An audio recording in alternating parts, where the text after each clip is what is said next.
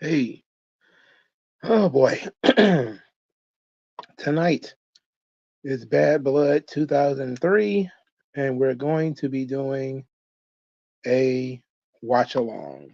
This is kind of I forgot that there was even going to be an event this Saturday because the show has been so goddamn boring.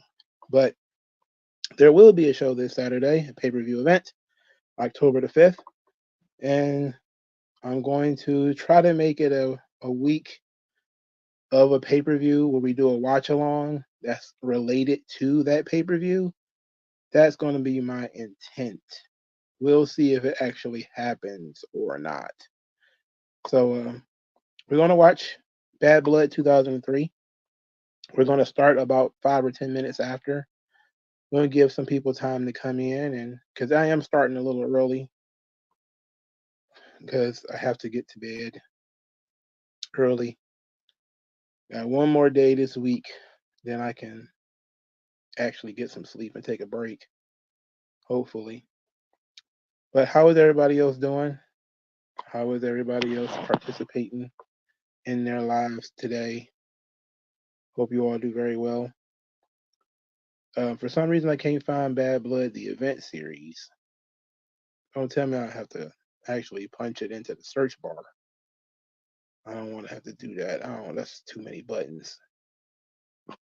I guess I'm gonna have to. Guess I'm gonna have to punch it into the search bar. Uh, okay. So I know the main event of Bad Blood 2003. I also know a couple of the undercard matches. I know it was a Raw only pay per view, and I remember buying it on DVD at FYE when I got back to watching wrestling in about 2005. So I remember the event fairly well, but I don't remember any of the storylines or anything that go around it because I was not watching it. I still have not watched that stuff, by the way. Still have not watched the Raws and all that kind of stuff that led up to it.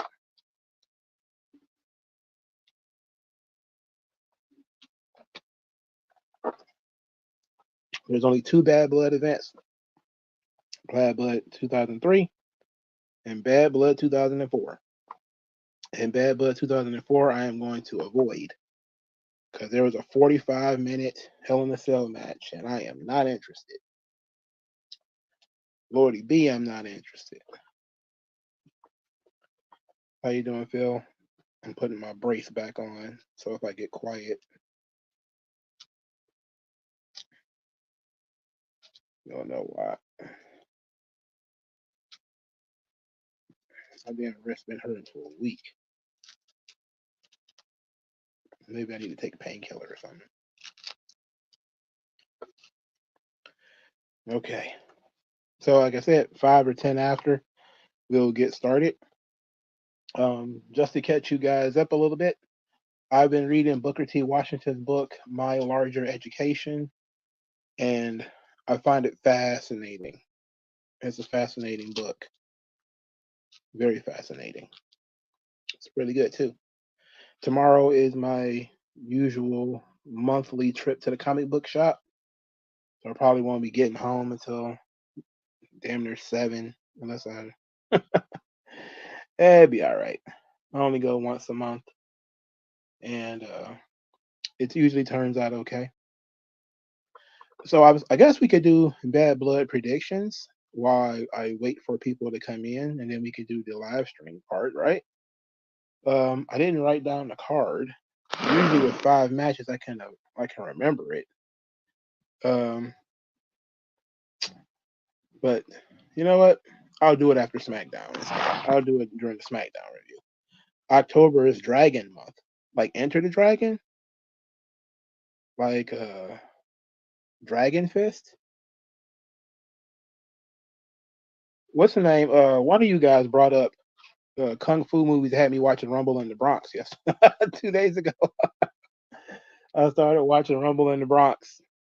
Because oh, Dragon Ball. Oh, I see. Yeah, because Sparking Zero is coming out this month, and so is Daima. Daima's coming out later this month, so it's going to be a very interesting time for us in the Dragon Ball fandom.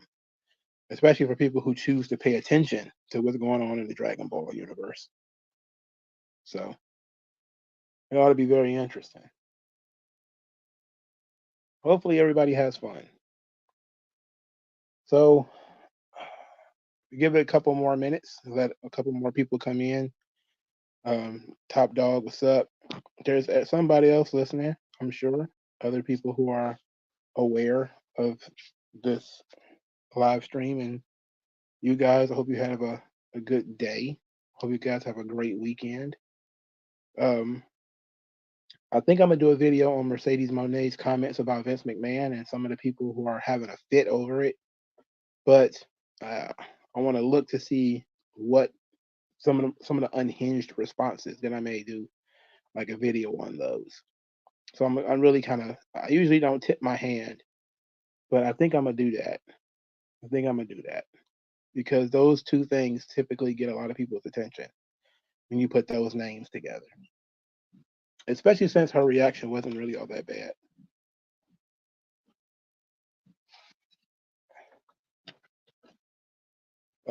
You said who's people that should be in the Hall of Fame that should have been in years ago? Well, shit, I don't keep track of who's in the Hall of Fame. That's the sad part, because I could just say a bunch of people, and no one they'll never get in, like Sable. It'll never happen because Sable didn't want anything to do with wrestling. Demolition. I think it actually will happen for Demolition now. It's a different company, different world. They play by different rules. They might not care nearly as much about stuff that happened in the past. So I do think it'll happen for Demolition. Uh, I, I don't know who else isn't in. Most people, most of the right people are in. I'm sure. Well, Ken Shamrock's not in there. That would be nice if Ken Shamrock was in there. Uh, I can't think of anybody else. Not off the top of my head, anyway. I guess if I looked at a list of people who are in the Hall of Fame already, and then try to think of some people who weren't, I'll probably be able to come up with some names. But right now with WWE, they put pretty much everybody in the Hall of Fame. Just like Coco Beware is in there and Rikishi. Not, no disrespect to those people, but they didn't necessarily have like Hall of Fame careers. Yeah, the Hardy Boys. I think they probably end up going in this year or next year. WG Phil says, I've been reading up on Frida Kahlo and Diego Rivera while taking my art class this semester. I wonder how Diego was able to pull women. Is it status? More than likely, when it comes to art is a really good place to gain status. Considering a lot of art is considered a masterpiece by consensus, not by any kind of legitimate criterion. It's not math. It's not science. It's just a bunch of people has to agree that it's good art. And you can pass things off as good art through popularity, consensus, and peer pressure. That's just kind of how it is. Sometimes if you shit on a plate and try to sell it as art, most people will recognize it as just shit on the plate. But if you put Basquiat's name next to it, they may, oh my God, you look how his shit so perfectly 4 centimeters onto this white plate. Genius. Get out of here, you bums. All right, we're about to get started on the pay-per-view. Again, the whole purpose of me starting at 7:30 was to get this thing done. So we will start it in 10, 9, 8, 7, 6, 5, 4, 3, 2, 1. Press play. And we are getting started with Bad Blood 2003.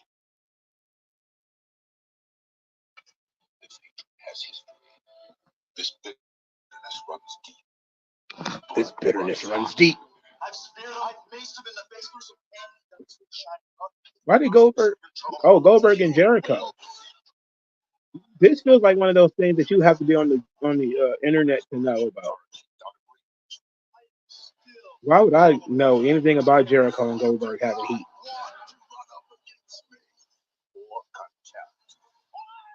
This whole second Kevin Nash run, I missed it. Well, the third run, because he did the NWO run after this.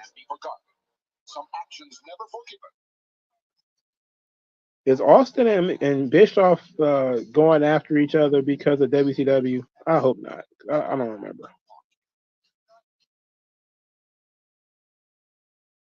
Hell in a Cell. Man, what a forgettable run this 2003 run is for Kevin Nash, isn't it? Maybe I ought to, that might actually be a good idea now that I think about it. I think I'm going to tweet at Marky D123. He likes to do Ring of the Hawk. I wonder if Kevin Nash will fit. Kevin Nash 2003. If that 2003 run would fit in the Ring of the Hawk. Did he have 30 matches? I don't remember him wrestling at WrestleMania that year. So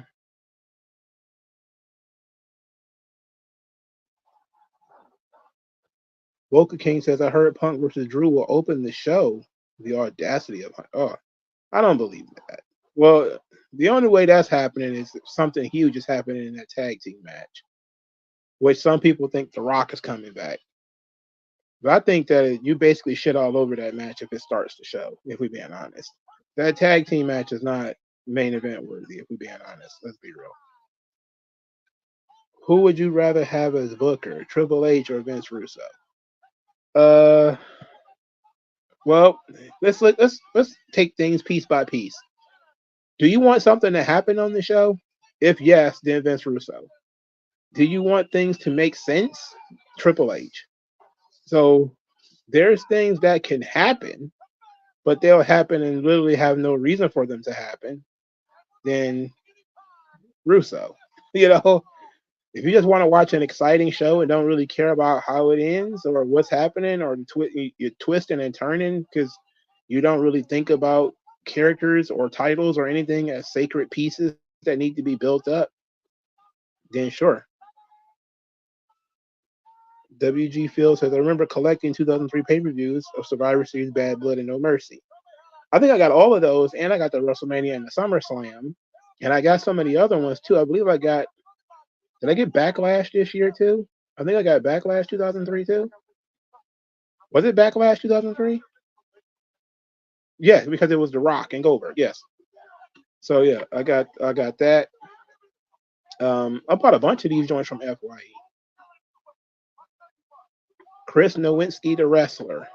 Very weird time after I just saw him on the Mr. McMahon documentary.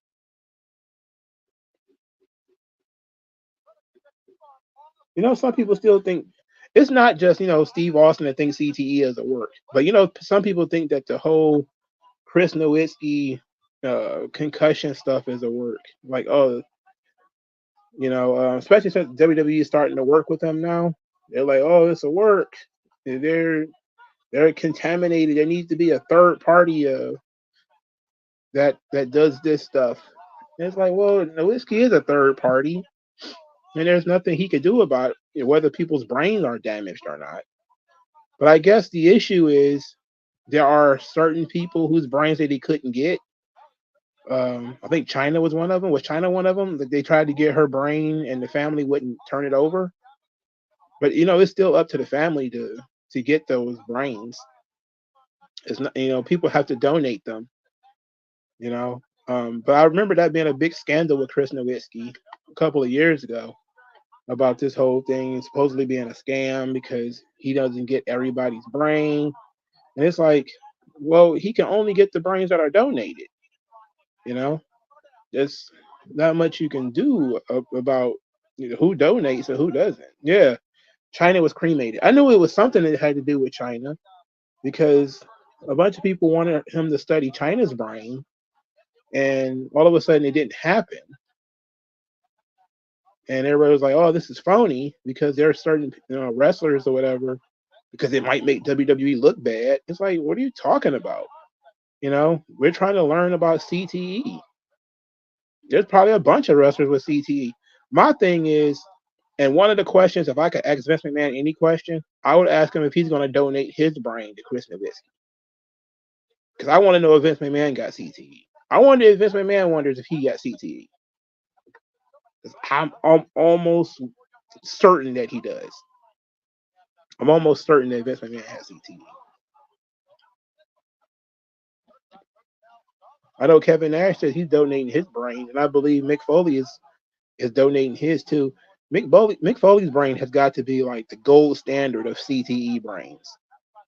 Could you imagine? I think his brain's going to beat Chris Benoit's brain as the most fucked up brain that Chris Nowitzki has ever seen. Except for I think that a great deal of the damage to Benoit's brain didn't just come from, chairs and stuff like that, but it also came from steroid use. I don't know about Foley and steroid use.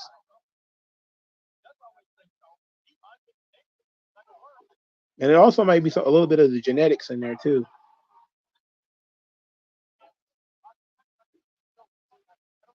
Man, Bubba Ray Dudley is very fat here. He reminds me a lot of Kevin Owens. He's very fat and he's wrestling in a basketball jersey. Very fat, basketball jersey. This is a single brand pay-per-view, and they seem to have a really good crowd.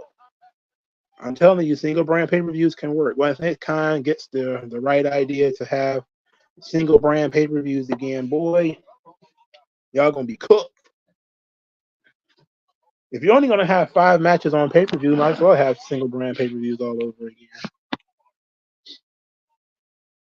Rodney Mack, they really, I think Marky D123 just did a video on Rodney Mack and his run in WWE around this time. But Rodney Mack is kind of terrible and always has been. He was terrible in the NWA. He was terrible when he came back. He was jacked, but he was no good. He wasn't any good then either. And it was crazy how they the white boy challenge and all that stuff that they was doing with Rodney Mack to try to make him interesting. He's gonna beat up on random white boys every week.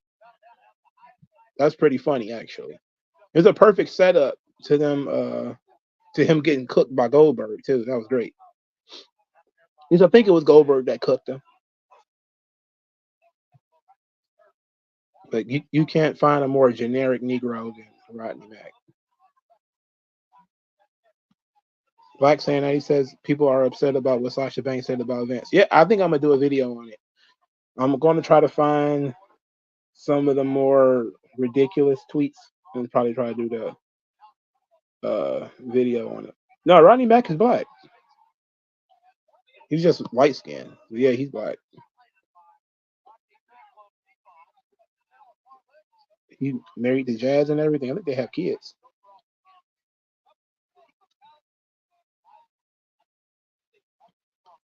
Did Bubba Ray go to college? You know damn well he went to college. I can't imagine putting this on pay-per-view though. Chris Nowitzki and Rodney Mack versus the Dudley Boys. That's what's the downside of single brand pay-per-views. You get shit like this on the card, for God's sake. Address me as king. Yeah, you're not late, brother. It's only in the first match.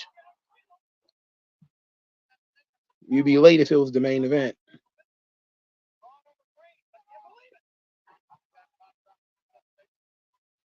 Just like a Harvard man, he gets one concussion and he just taps out and decides he's going to give up wrestling. 9 minutes, 30 seconds. It's a timestamp. 9 minutes, 35 seconds.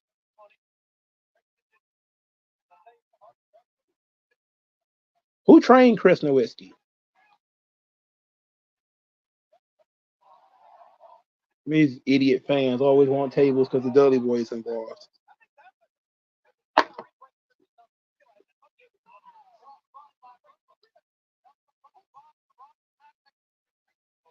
Oh shit. Devon's a real piece of work, dog. Oh, he's got the metal mask. He's about to use it as a weapon. Oh boy. Top Dog says you cover more pre-90s wrestling show. I would like to say 1970s or 1989 or JCP watch along one day. I would like to do a Joan Crockett promotion. Did you guys see that the WWE Vault released one of those Joan Crockett promotion house shows? That was great. That was really fun shit. The main event was, I think, Ric Flair and Barry Windham, but they didn't show that because that's been on like DVDs and stuff. The rest of the show hadn't been, and that was the point, was to show you what hadn't been on the show. Only problem I had was like some of the disqualifications and stuff went by too fast. But we can absolutely do like a Jim Crockett Promotions. Watch, the Bunkhouse Stampede, um, one of those Great American Bash shows. Maybe in December we'll watch Starrcade. Maybe Starrcade 1. Who knows? That could be fun. Killer Kowalski, Al Snow, and Taz. Okay. Was he on Tough Enough? Why would Al Snow be on the list? Killer Kowalski, I see, but Al Snow and Taz.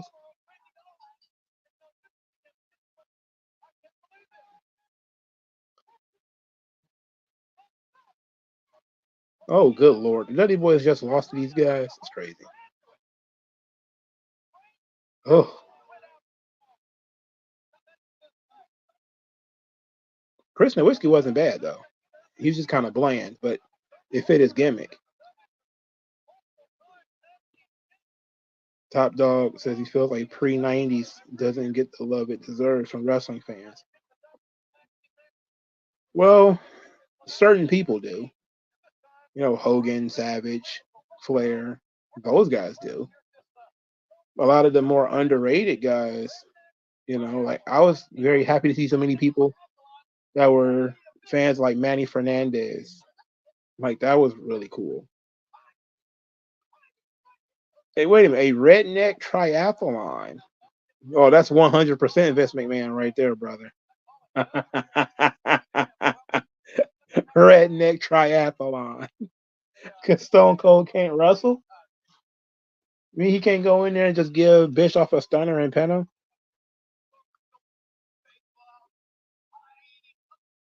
Pie eating.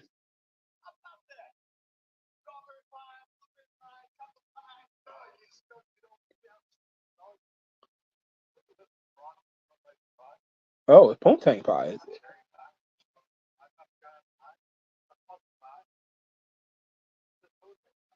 Uh-oh. Oh, they gonna have a Poontang pie eating contest? Oh, okay. And Bischoff is in for the Poontang pie competition. Damn, Terry was still there in 2003? That is Terry, right? A burping contest. That is Terry. Ugh. I think Nowinski could have been a good character if he stayed. He'd have been a great character, actually. He was very unique in terms of having gone to Harvard and all that kind of stuff. But it's kind of like what was that other dude? Jennifer Hudson's husband, the Warrior guy. They, even though his wrestling career didn't work out, they decided to basically just hire him as an attorney. I think he still works there.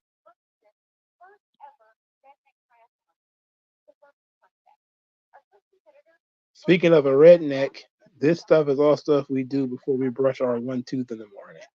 Oh, good lord! I'm gonna need you to get some more teeth, sir. How you eat burgers with only one tooth? Is that a hot dog bun? Why is there a chainsaw in there? Wait a minute. When was the pie eating contest? Why are we on the second fall already? I can't believe Austin showed up to work every day to do this goofy shit. Still wearing the double knee braces too.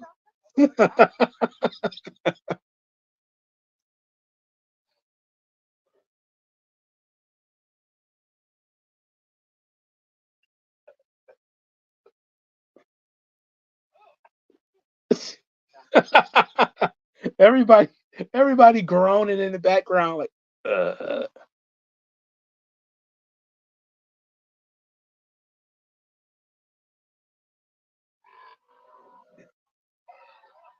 This worked burp. This burp is truly a work. And Austin is smiling because he knows it's a work.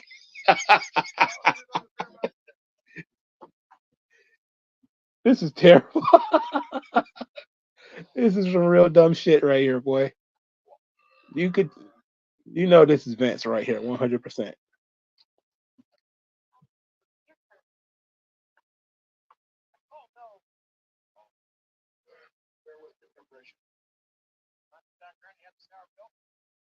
Ugh.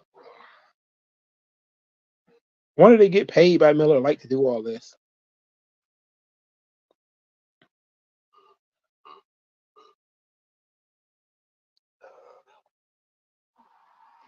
Jesus Christ.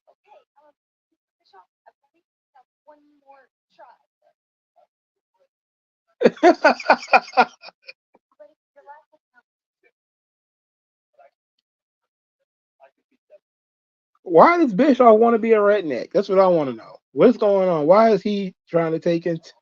Well, he's from like goddamn Warren or something. Isn't he? He's from like Michigan. These were certainly not shoot burps. He gave it all he got. Look at this. This is ridiculous, bro. He gave it all he got. Look at this shit. Okay, timestamp is 17 minutes, 10 seconds. How long was Terry around?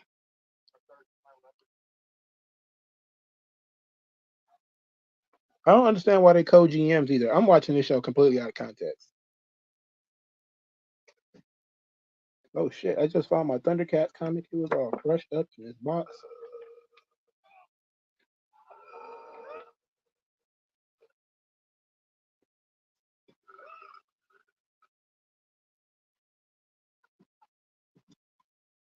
And Sherry Lawler is laughing, bro.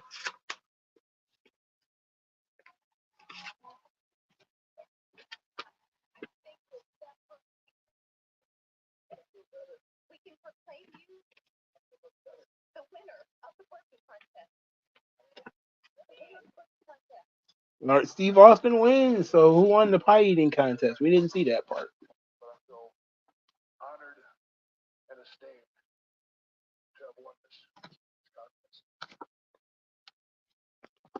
Do I know if there's any Bruno Sammartino matches on YouTube? I think his cage match with Stan Hansen is on YouTube. I think his championship match is with superstar Billy Graham on YouTube. David Otunga, yes. I just called him Jennifer Hudson's husband and forgot all about it. Oh, hey, here's Test. Test is back.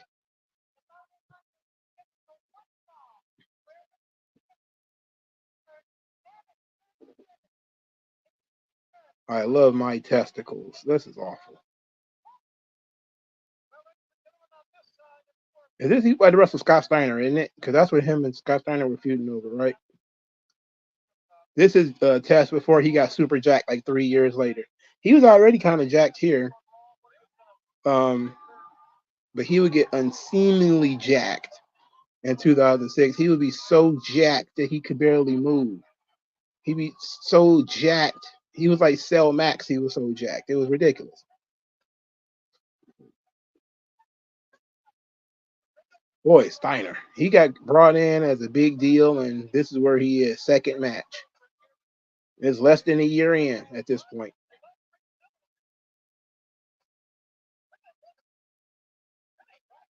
Did he even wrestle at WrestleMania that year? I don't even think he wrestled at WrestleMania, did he? This was WrestleMania 19, I believe. Did he even wrestle at that event? I think they said Steiner had an injury throughout this entire run, but his run with Triple H was the shits, and then that was it for him. That led to him falling all the way down the card. It was a tag team against La Resistance. La Resistance, I hate them so much. I hate Rob Conway so much. I don't know what to do. I remember when I first heard that Rob Conway was NWA World Heavyweight Champion. I knew that belt was trash right then and there. I was like, brother, That's it. And I saw all the, of course, all the dweebs online trying to get people to buy into Rob Conway as a world champion. Like, bro, you a joke. This whole thing is a sham. It's a sham. It's a scheme. It's a scheme.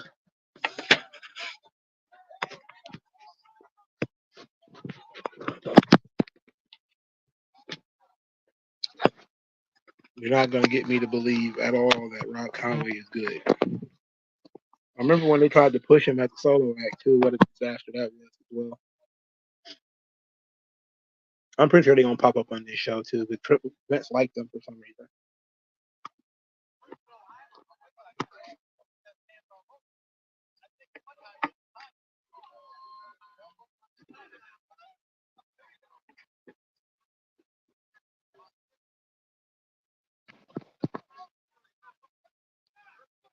Oh, no, what happened? Damn, thing kept going out.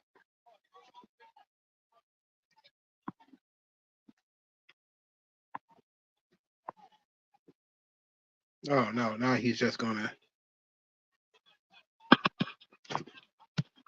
Test just always felt like a guy who was right on the cusp, but couldn't get over the hump. A lot like Crush. You know, they kept giving him chances, and he kept falling short. But there was a time where it might have worked. You know, I'm not sure that time is the time we're looking at, but he just reminded me too much of Kevin Nash in the Attitude Era. But I think that was the best chance for him. Is that it seemed like Vince was at his highest on Test when he put Test in that storyline with Stephanie.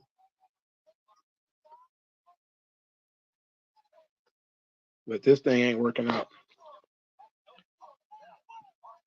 Top Dog says, I know the match between Dusty Rhodes and Billy Graham is on YouTube. Great match. Which one? The Bull Rope match? Or they had a couple of matches, but their Bull Rope match is pretty good. I know they had other matches too that were pretty good as well. But I know the Bull Rope match is probably the most famous one.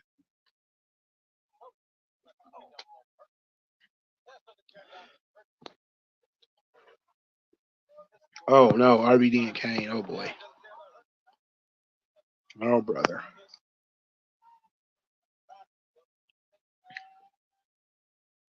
Oh no, finger guns. You know a dude down bad when he do finger guns. Watch his gimmick that he Johnny Bravo all of a sudden.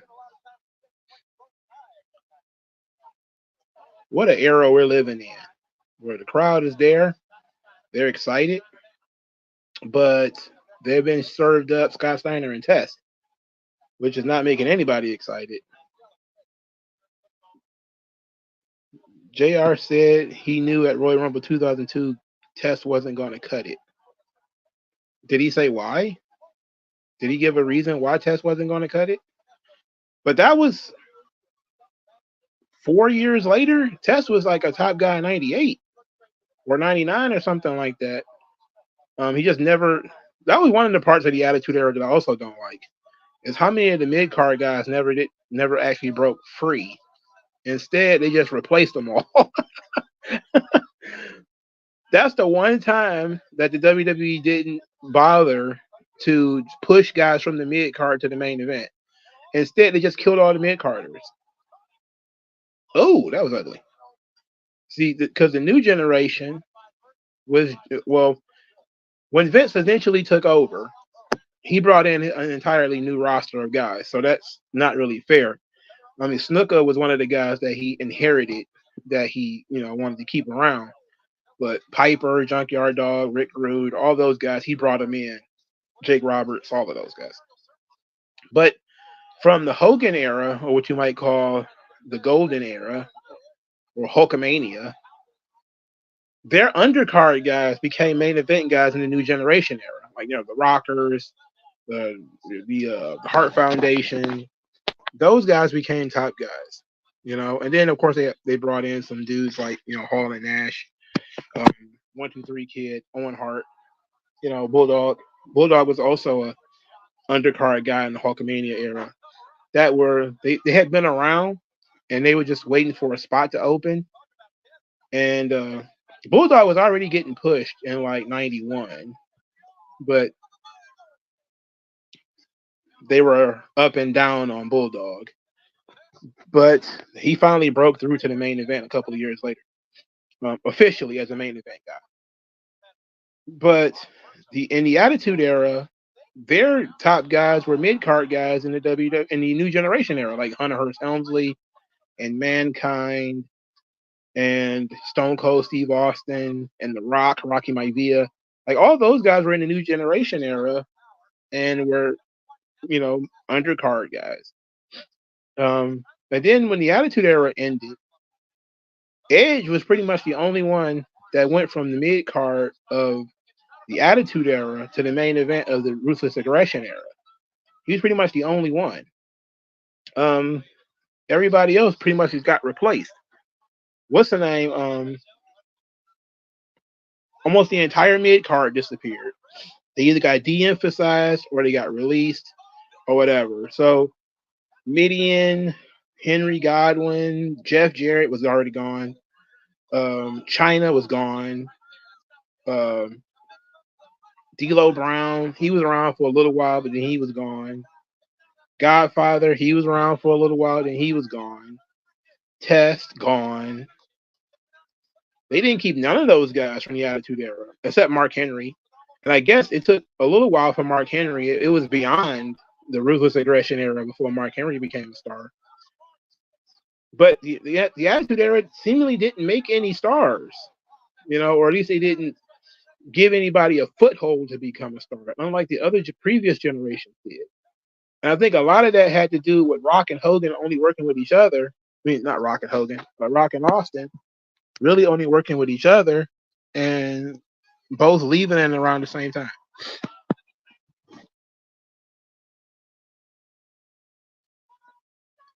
I hate that finish. Oh, well, Scott Steiner won at least.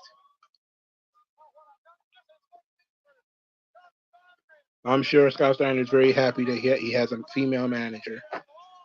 But she's not, the whore type. At least I don't think so. Top Dog says Owen Hart was also a mid-card guy in the Hogan era. He was in the team with Coco Beware.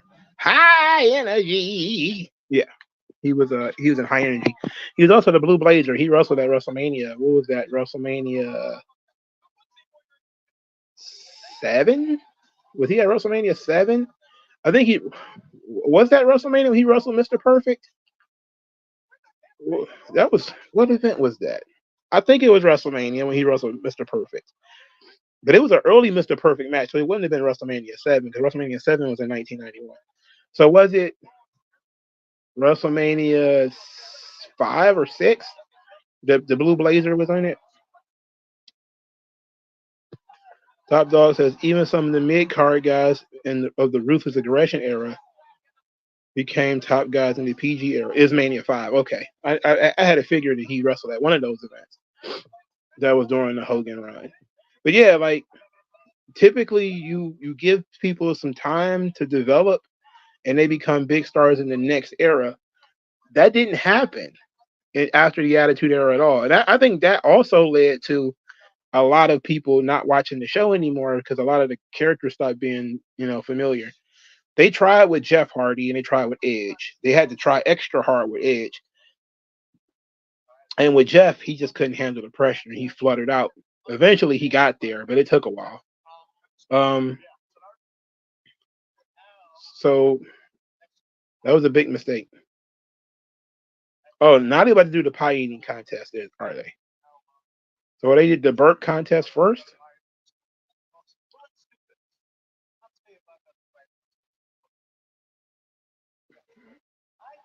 That tractor is real ominous.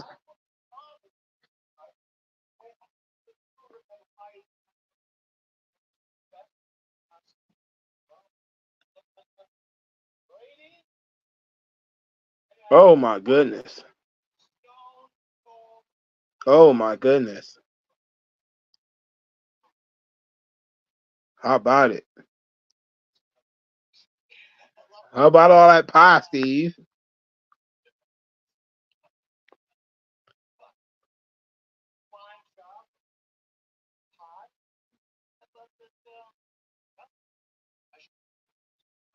So he picked the pie, so he gets to go first.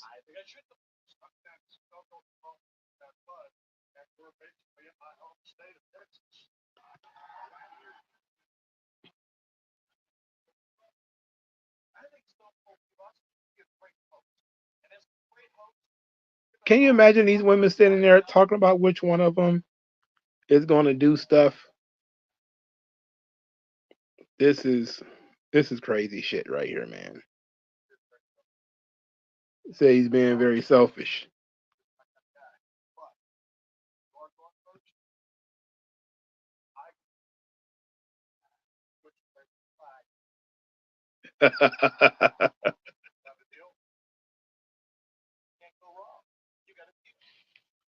Hey, how you doing?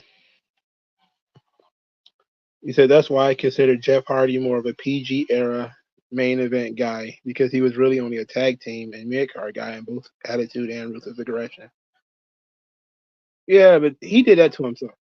When around 2001, they started trying to actually do something with Jeff, and then it just didn't work. He wasn't ready. Here's Christian. He was in the mid card of the Attitude Era. Jeff Hardy, the subject. Well, Jeff Hardy's one of the many subjects. We're talking right now about the pay-per-view, Bad Blood 2003. Oh shit, that was a hell of a drop kick.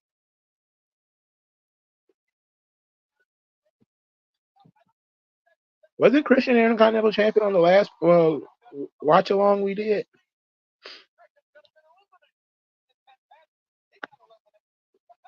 Oh, look at Pat.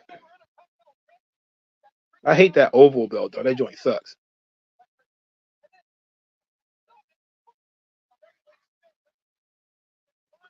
They had a battle royal with one referee.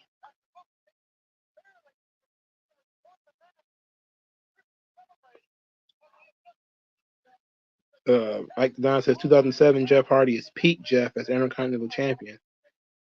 He was fighting Triple H and Randy as the mid card champion. Yeah, he was really ascendant at that point in time. When he was having those matches with Umaga, he was really, doing big business at that point in time. Christian versus Booker T. I didn't know these guys. Well, maybe they wrestled in TNA or something. I don't. I've clearly watched this event before, but I don't remember this match at all.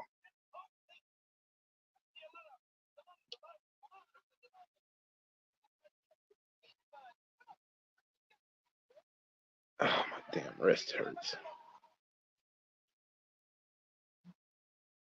This Christian after he got his haircut. I guess he's trying to be a big star with his haircut. Look less like Edge, which is great. But Edge ain't around anyway, so it don't matter.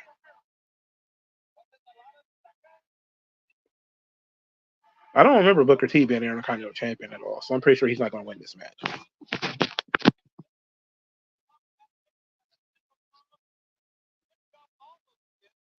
Did she? Because she died like really young.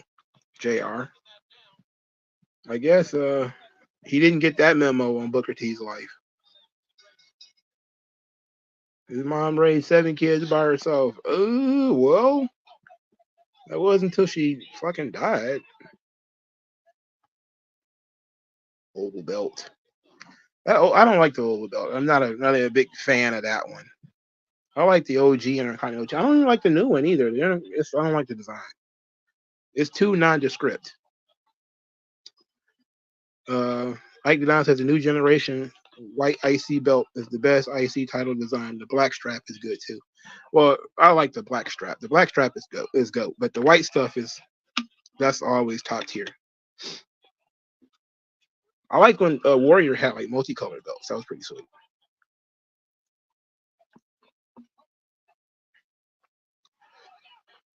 WG feels he noticed all the Canadian guys like Taz, Christian, and Jericho cut their hair around 2003, 2004. Jericho wouldn't actually go real short until like 07. But yeah, it was. I believe that Christian just needed to change his look. because they was doing this whole thing with him and Edge as brothers and everything. So it was a good way of him differentiating himself. And Test looked too much like Kevin Nash, so that's probably why his haircut happened. But they also cut Kevin Nash's hair around this time too. I think he went to go do a movie though. That's why he cut his hair. I think both of these guys will be in TNA 2 years later. No, not Booker T, but they would wrestle in TNA like 3 or 4 years later, I believe. Oh shit!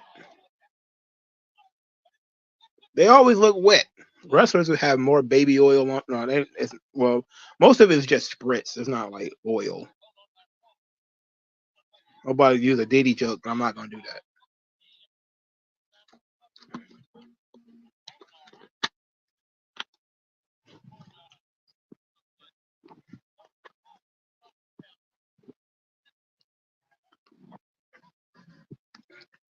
Oh, my damn hand. Oh, shit. I'm so uncomfortable. Moist. Watch your language. This ain't a Diddy party. Watch your language.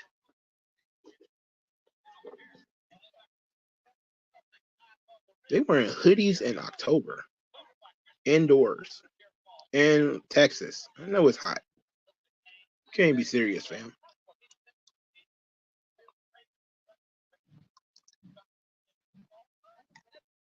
But I'm really excited to see this crowd. The crowd is very amped.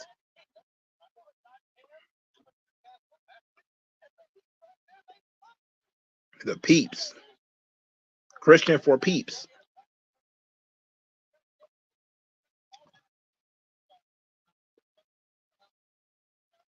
How old was Christian when this match happened? Because he looks very young. Especially since he's still wrestling today. Do you think Jay-Z is going down with Diddy? No. There's no way. They're not.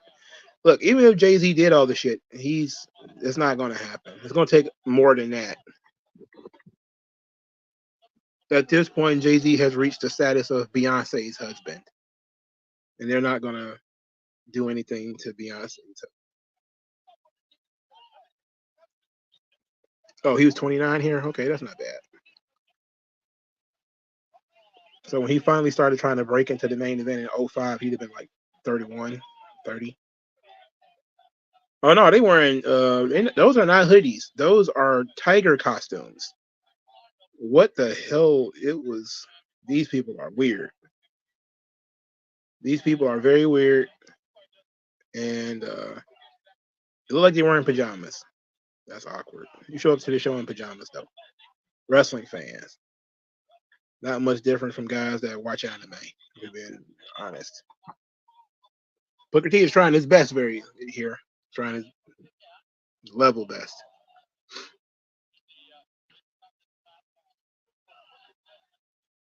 Christian's like 52 or something like that now, isn't he? Well, maybe not 52. He probably like 45 or something.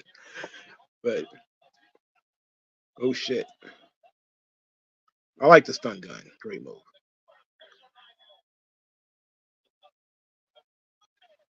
Booker T went from wrestling The Rock and Stone Cold Steve Austin to wrestling Christian. That just goes to show that they didn't care about him at all. Wrestling Christian for the Intercontinental title. While they got a weak main event scene. Well, at least he wrestled Triple H just before this. Like WrestleMania, what was that? 19. He wrestled Triple H for the world title. So he wasn't completely out of the box, but you would think that he would be further up the card than this. But he's not. So unfortunate. Oh shit. Jerry Lawler is telling her robbery jokes. He telling stick up jokes. Oh no.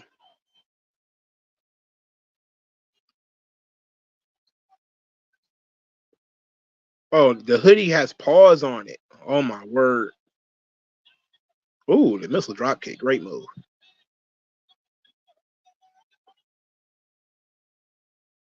How would Christian's career play out if he stuck it out, considering Batista got injured, Angle left? Did he have a chance? No, because Vince didn't like him. So it wasn't going to happen. I think, maybe since all that did happen, there is some alternate history where Vince just like, I don't know what to do. Christian, go ahead, go for it. Because Eddie died too, so I'm pretty sure that would have helped him a lot. After the SmackDown main event scene got decimated, that might have helped Christian.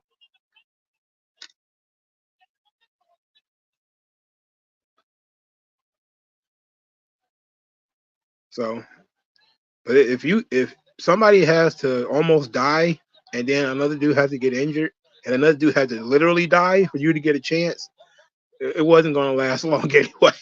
It wasn't going to last long anyway.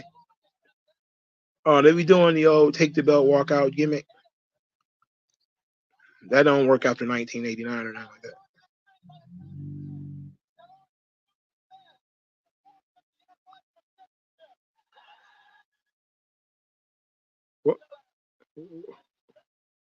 Well, the referee can do that technically, I guess. It's wrestling.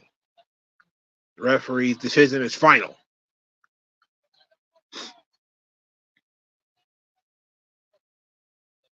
So, and Christian had concussions, so there was only so much time you have left before you hang it up. Yeah, if he wasn't going to get pushed in the main, oh wow, blatant disqualification, very blatant disqualification. You had to pay for this pay-per-view too, and this match ended disqualification. Okay, good job, Christian hit him with a belt. That's great.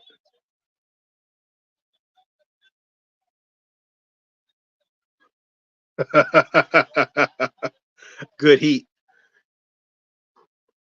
They forced him to retire in what, 2004 or something like that. What do I mean 2004? I mean 2014.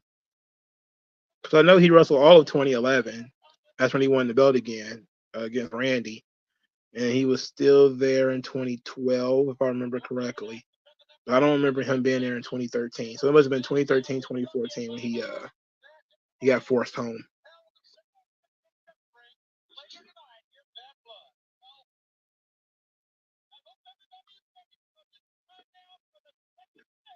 Jerry Lawler hosting the pie eating contest. Very inappropriate, considering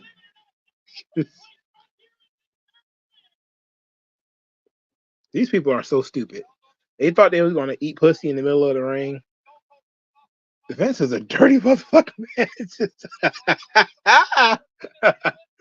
This would be 2 years before the live sex celebration, so.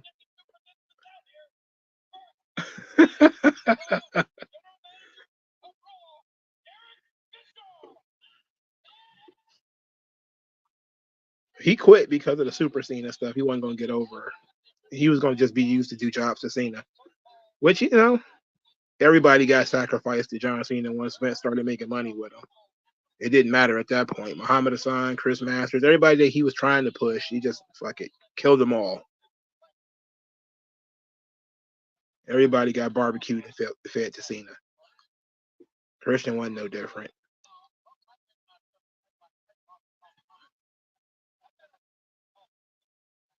Did I watch the documentary on Vince? I did. It's very entertaining stuff.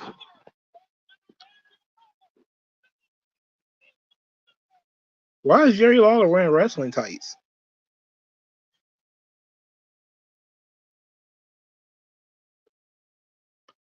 Also, always look like he walking like he about to fall over. Jesus Christ. Co-general manager. But you can't believe that in 2003 they still got this size of a crowd. It's unreal. What was the attendance for this goddamn thing? It looks like it's about 10,000 people in there.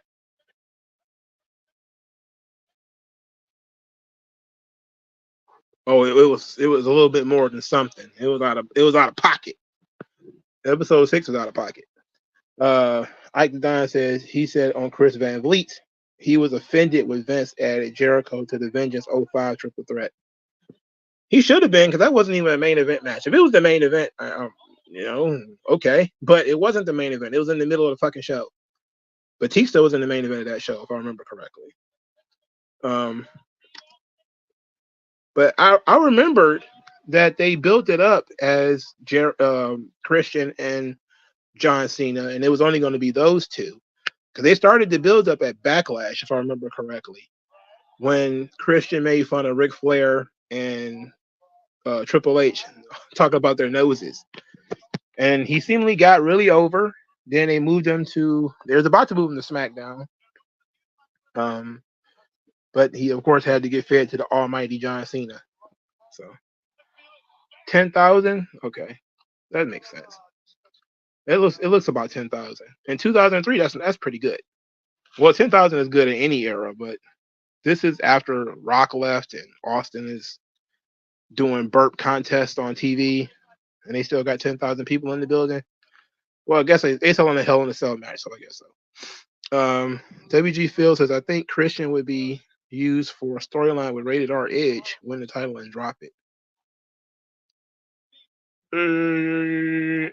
Maybe. I think Edge could have politicked him into that, but I don't know how long that would have lasted. I don't think it would have lasted with him winning the title, though. I think once they became a little bit more reality oriented, it might have actually worked. Storyline with the two of them. Bischoff's hair looks fake. It's not fake, but it looks fake because it's super dyed. It's dyed and fried. Look at all these women. And this fool's out there in blue jeans and a denim jacket. Black denim jacket.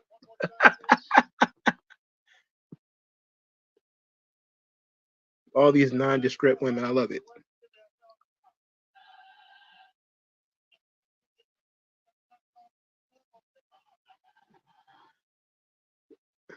They got a Homer Simpson sign. He is wearing a shirt with wrestling tights. Why is he doing this?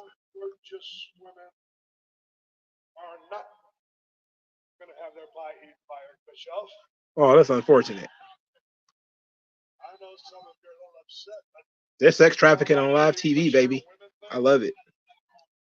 Since everything is sex trafficking nowadays, they sex trafficking on live TV, my guy.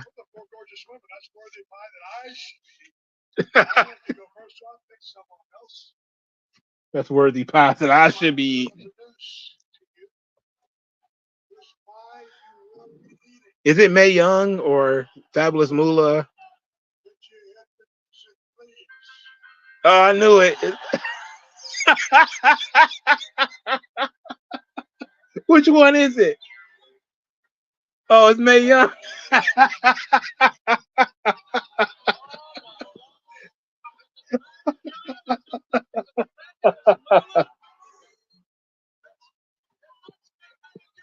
Oh, yeah, buddy.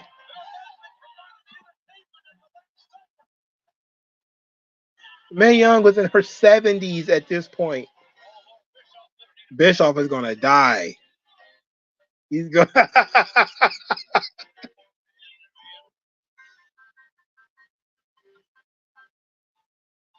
This is fantastic. I guarantee you 100%. Nobody reminded them, Vince McMahon, when he was doing creepy old man shit on TV, he was also doing this stuff with Mae Young. So it wasn't like she was 80 in 2003. Holy guacamole.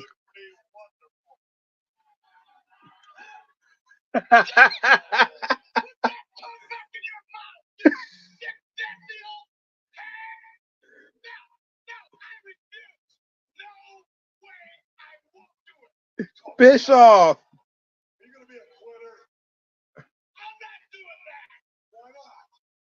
His face is red now. Are you chicken?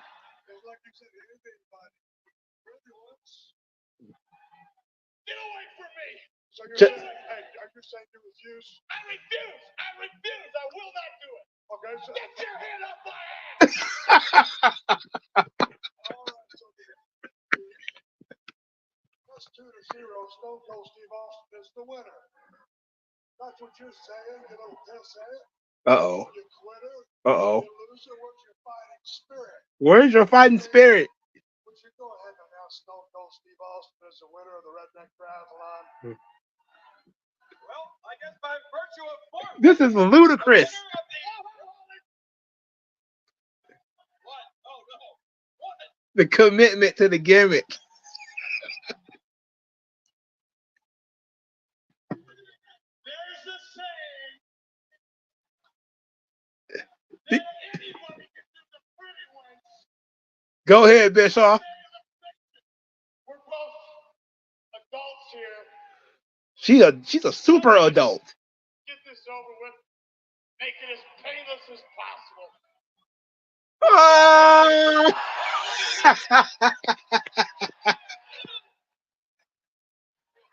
He kissed Mae Young. He didn't eat the pie though.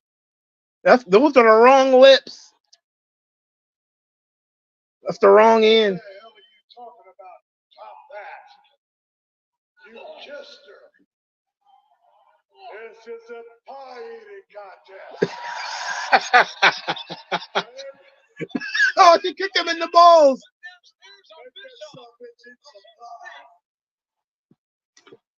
Oh, she's taking her shoes off. No, she's taking her shoes off. That's why Jerry Lawler's in the ring. Oh!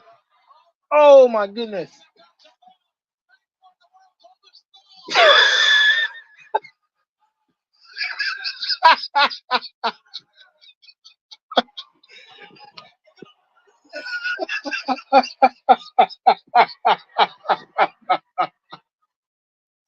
This shit is psychotic, bro.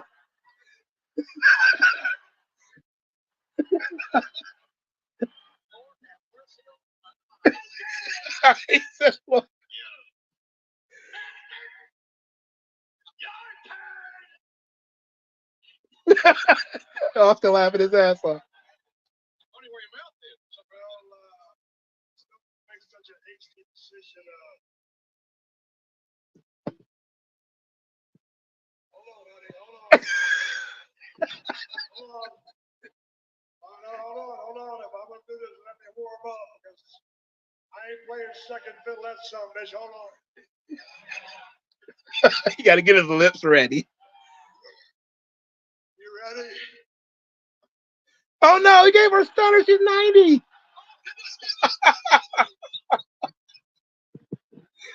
Whoa, this is great shit. This is crazy shit. I guess I just forfeit the last contest. It's 1-1. We got one more bitch, you little bastard. Somebody throw me a damn beer.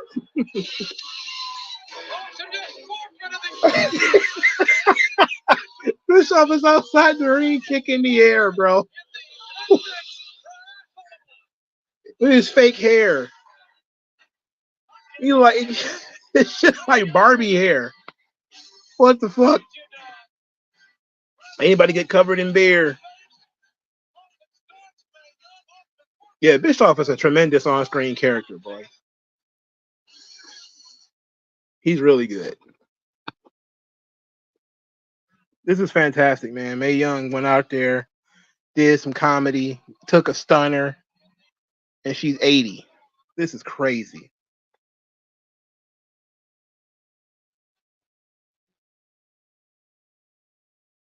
This is crazy. What match is next? I don't think a match gonna be able to top that. That was over the top. Oh no, Kane. Oh boy. Is that Kane and Rob Van Dam thing?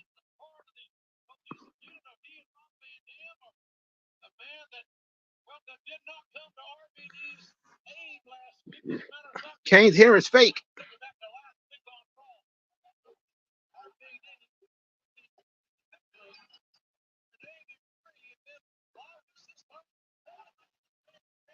La Resistance is terrible. I like their theme song though, but the fucking group team is terrible.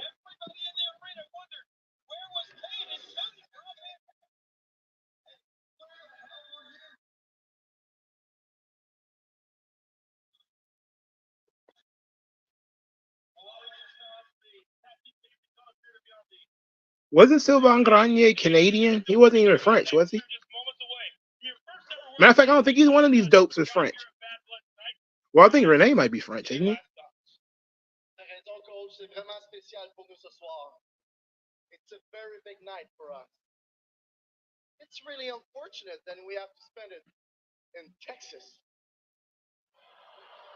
His hair was real until a few weeks before the unmasking. Well, they must have did a really good job, because there was no way that the hair on the mask looked just like his real hair. Wrestling is not known for having great costuming. And tonight's what the get our match for our beautiful homeland of France, and also the greatest president in the world, Jacques Chirac. What are you talking about? They're the new generation Quebecers.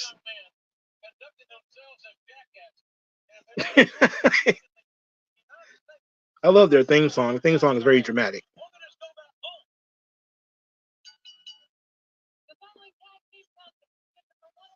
They're French bad guys, by the way. Why are they bad guys? Because they're French. We don't like the French. Not a big fans of the French. If I remember correctly, this was around the time they changed the name of French fries to Freedom Fries. France sucks. Yeah.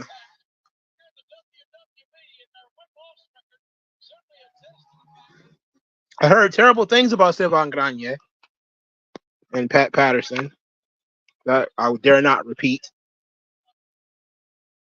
But Sylvain was around for a really long time, unnecessarily, I believe. But I really can't stand Renee. I can't stand that fucking guy. Sylvain was actually funny though. Then he did a modeling gimmick. That didn't work. You can't get a modeling gimmick over. You're just the shits. It's one of the easiest gimmicks in the world to get over.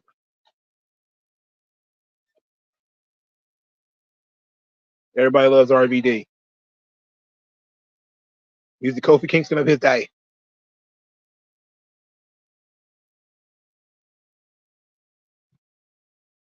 He should have been, man, crazy. He's not even.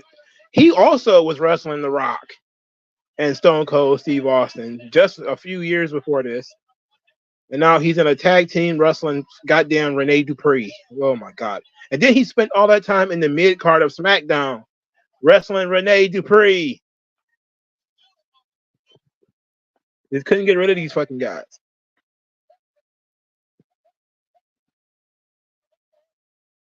You know, I just now noticed the stage with the blood droplets and everything. Both of them are Canadian. I figure one of them were, but just like Maurice, she's Canadian too.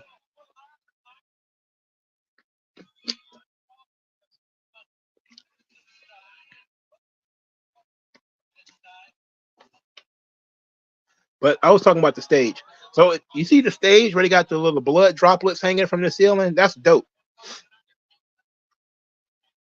I'm about to take this damn brace off. It's killing my damn. It's uncomfortable. Shit. I've been wearing this damn thing all day. Oh.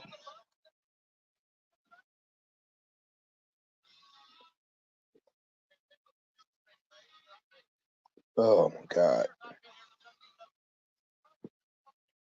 I like the design for those tag belts though. Pretty sweet. They wearing yellow elbow pads, man. These guys are assholes.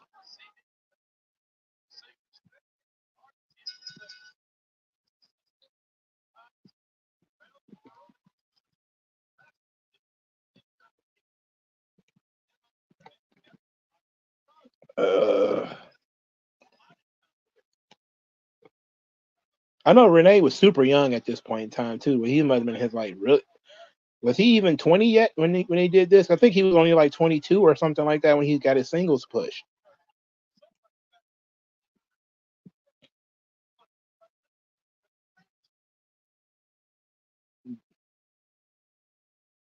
Yeah, 2003. How about it? The good old days of 2003. I don't even remember 2003.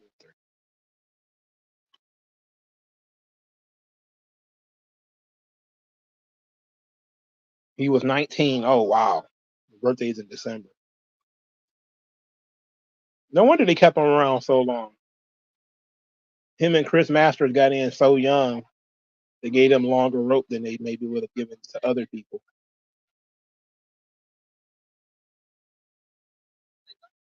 That's a really good, cool gig though, because I know Kenny Dykstra got into WWE really young too. For there to be no NXT and these guys to get in there at 19, 20 is amazing. Now it's kind of, I wouldn't say it's easy, but it's easier due to NXT's NIL and all that kind of stuff. You can get into NXT pretty quick at 18 or 19 or whatever. But it's 2003. There's no excuse for this guy to be anywhere near WWE at 19. At least the Hardy Boys had worked the independents when they was like 17 or 16 or whatever. That's how they got around.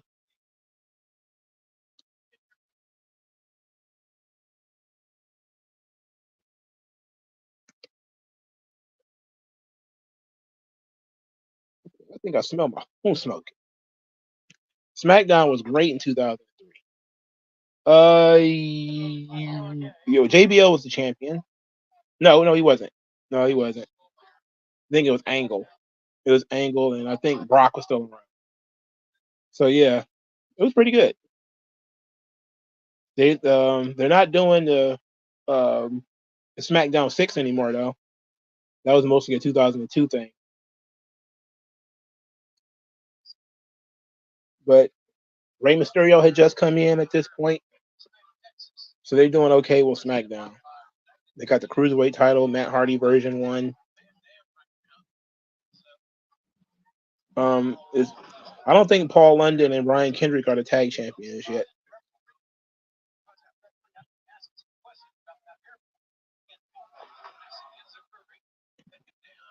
I mean, they can't speak French. Those two fools who just speak in English.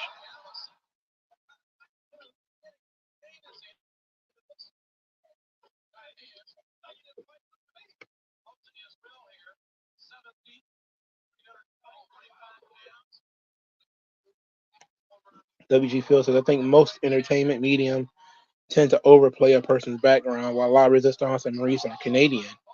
They could do more if they highlight the French ancestry. Yeah, that makes sense because wrestling actually plays into it. And then if you actually speak the language, it actually helps. But having the exaggerated French accents, which I know for Renee is not really all that exaggerated. Listening to that stupid podcast he is. But it actually is interesting. It's also very weird that Maurice is Canadian and she didn't even speak that much English. But there's also parts of Canada where French is the only language they speak.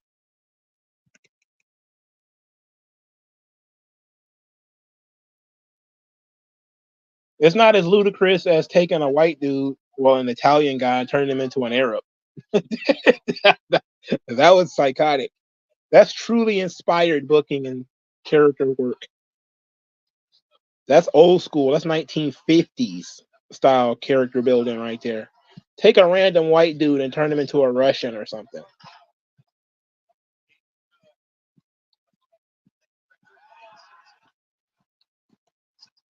I probably need to put this brace in the washing machine. Make up my arm itch. Probably because it's sweaty.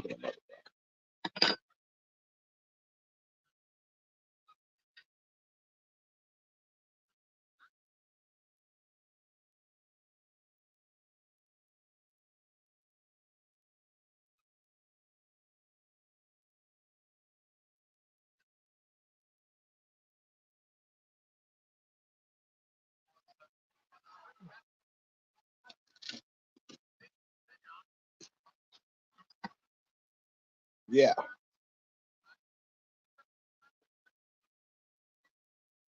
Where did Kane go? Oh, there he is. Oh no, he fell on Kane. Oh no, he just fell on Kane. Kane not gonna be happy about that one.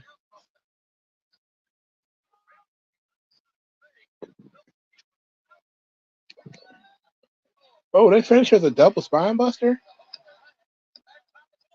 Oh shit, they just won.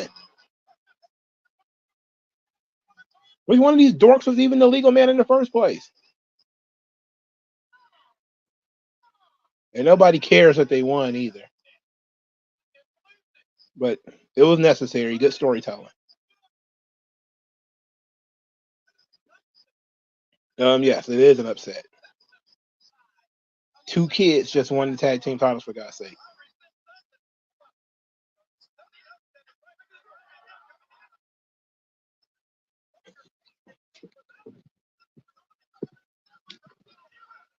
Their finisher actually kind of dope. I wish somebody else would steal it.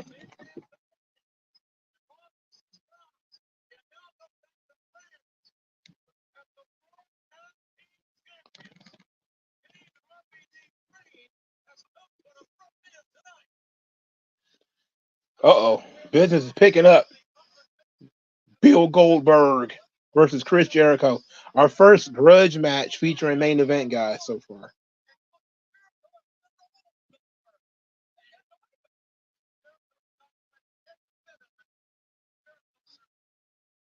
Damn, these hard commercials in this joint.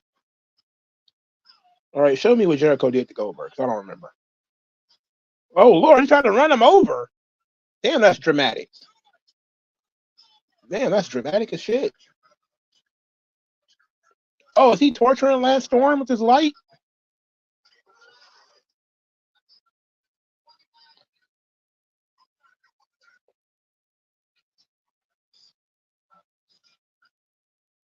Lance Storm is a snitch. They could at least play it up into Lance Storm and Jericho being tag team partners.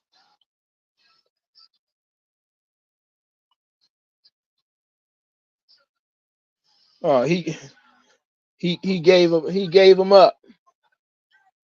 He gave him up.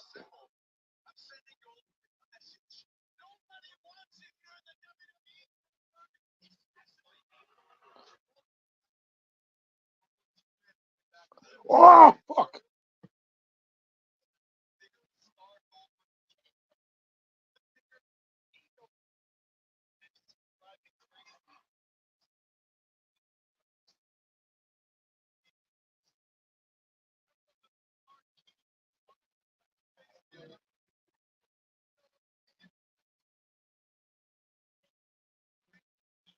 I'm bleeding. Lord have mercy. God damn it.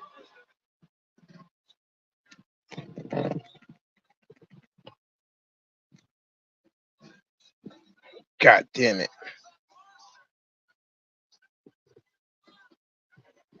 Do I have tissue in here? It's all there we go. I miss feuds like these where you could actually put together a video package like this.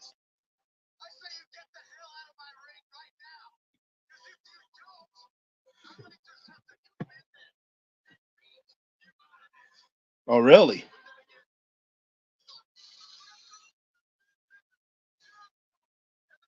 Yeah, he grabbed Jericho like, oh, he maced him. What a bitch move. Oh, my God. I'm bleeding.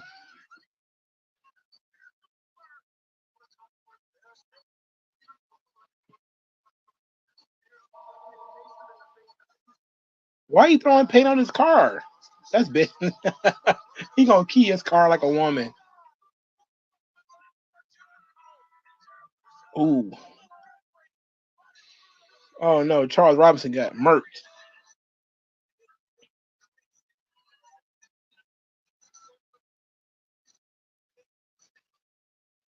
Why is Jericho explaining his entire pan to Christian? Oh, I forgot they were buddies at this time.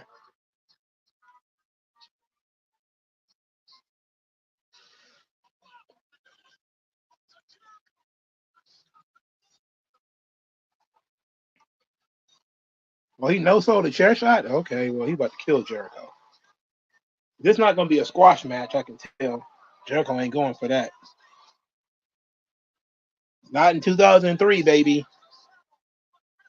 Jericho's not going for it.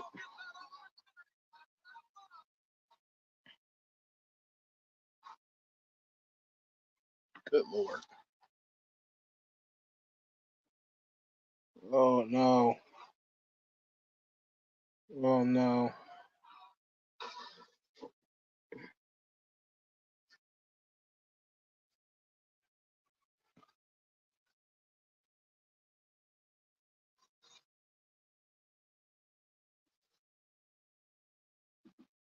This was after they had their backstage fight.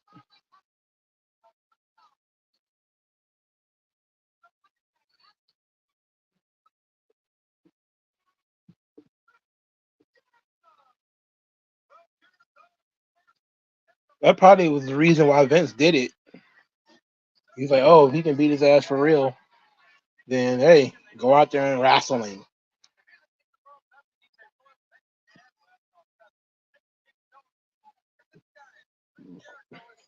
I love me some Chris Jericho, man. It's amazing how he's still hanging around now. Oh shit! I need to do something about this blood for real. This shit's getting bad. Yeah, Ric Flair wrestling Shawn Michaels on this show. He's in his fucking 50s in that match.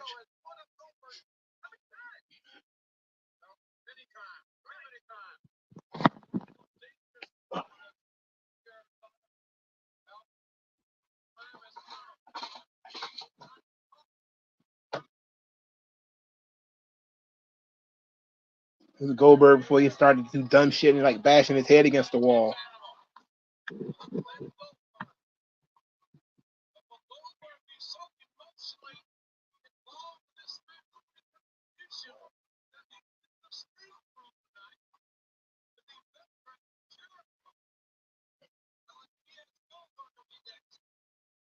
Mm-hmm.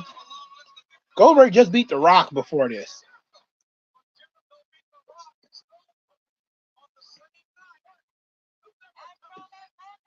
I'm working on it. I always have like random injuries. This shit came out of nowhere.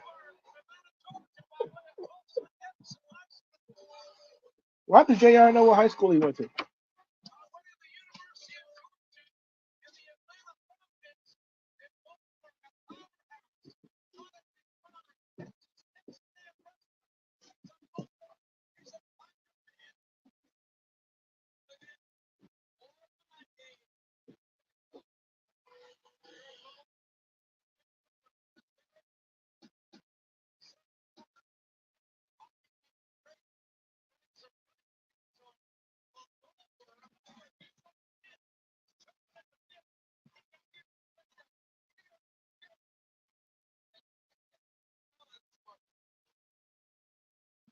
Oh boy. I probably need to. I need to go get some first aid stuff. All right, so I'm gonna turn the volume up on this thing. I'll be right back.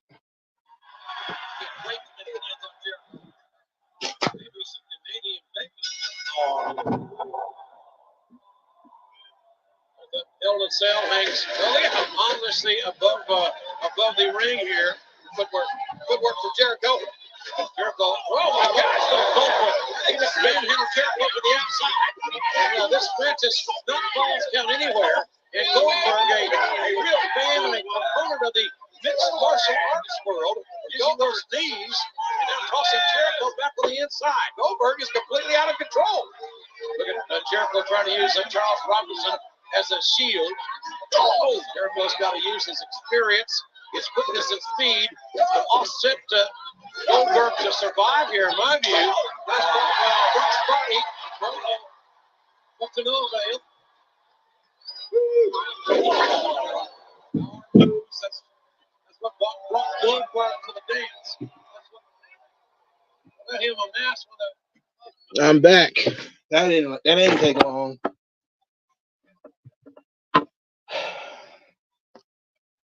I just went and got some peroxide.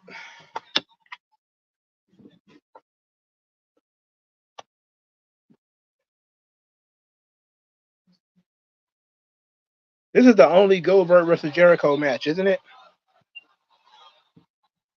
Did he spit on him?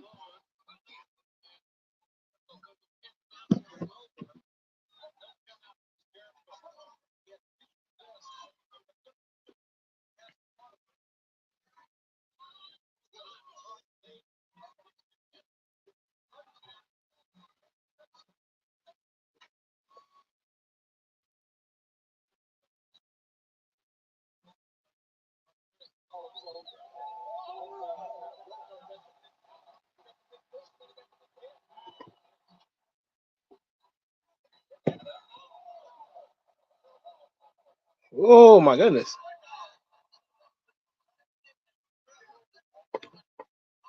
Oh wee.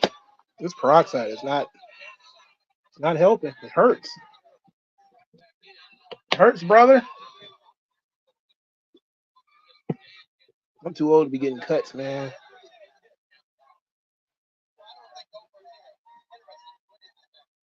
Too old for open wounds, man. I should have got a Band-Aid or something, but I don't have any. I have to make do.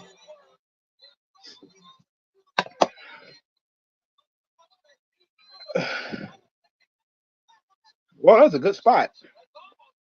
Timestamp is 1 hour, 16 minutes, 40 seconds. 1 hour, 16 minutes, 40 seconds.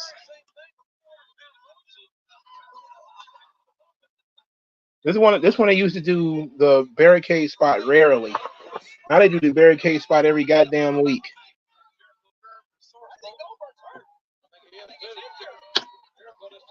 I'm pretty sure Goldberg was not happy at all about working with Jericho at this time.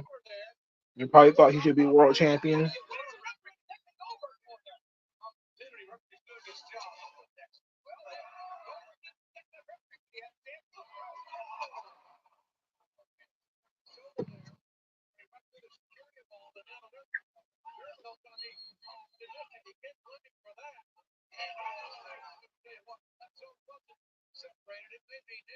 And he got a little bit of blood on Goldberg, too.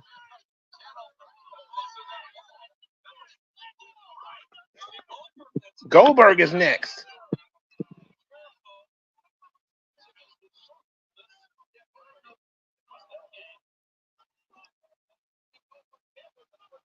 Goldberg is next. You're next.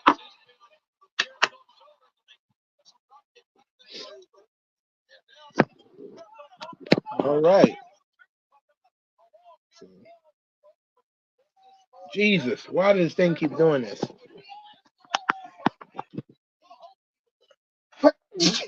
There are all kinds of problems going on over here. Sneezing, bleeding.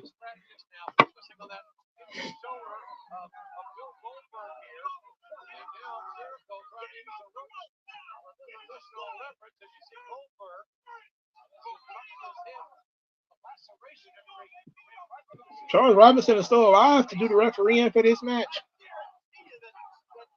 He should have went on a lifetime sabbatical after that spear in order to sell it, you know, be a professional.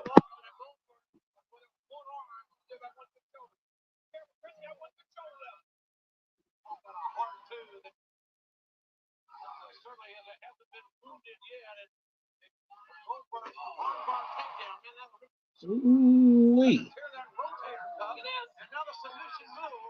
Do you have the flu or COVID? I do not. I was just sneezing randomly. It wasn't like a sign of me being sick.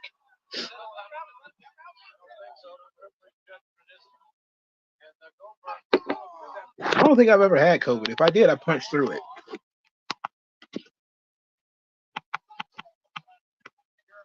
If I had COVID, I didn't even notice it. I got a pretty good immune system.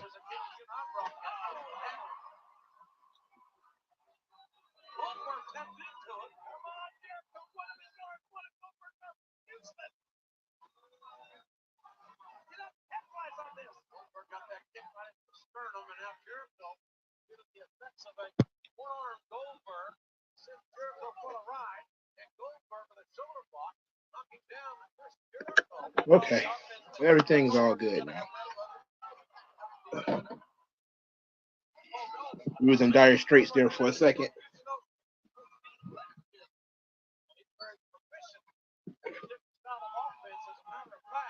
He's very proficient in a different style of offense.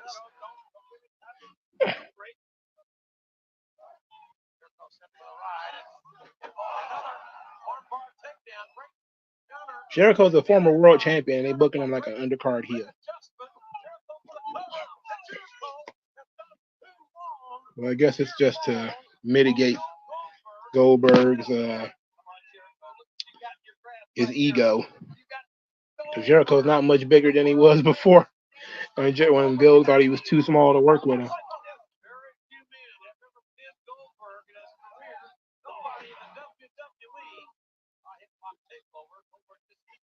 They don't even do they even talk about him beating The Rock?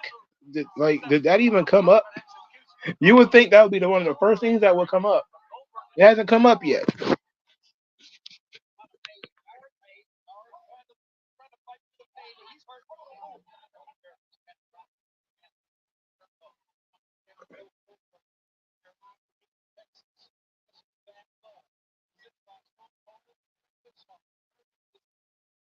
Ooh.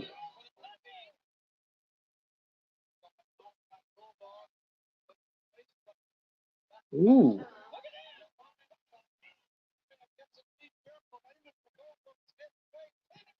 Let's see what we got here. Somebody got an ass hat sign. Oh wait, that's ass Holt. ASSHOLT.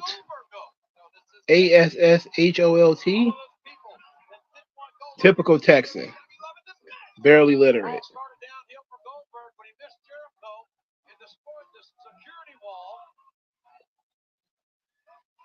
Oh wait, Jericho botched it. Ooh.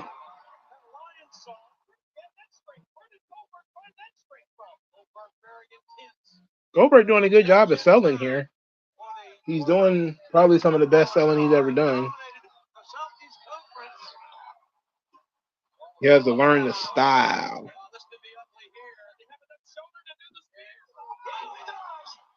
WG feels that I do hate how when a guy loses a title, it's like they have to start a new game and stats cleared. Yeah, but that only happens to mid-card guys. It doesn't happen to Cena or Orton. It didn't happen to Undertaker. It happened to fucking Kofi Kingston and Chris Jericho. Happened to Foley too, I think. Like Jericho was the champion not long before this too.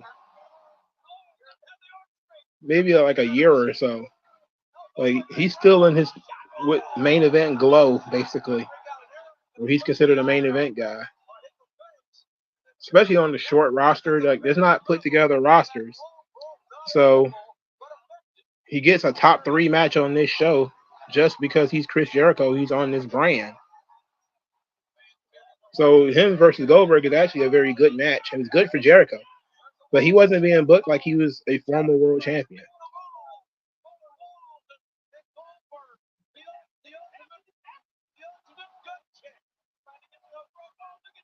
He's the classic get him to the top and then use him to make other people kind of heel, which is what most guys should be, if we're being honest.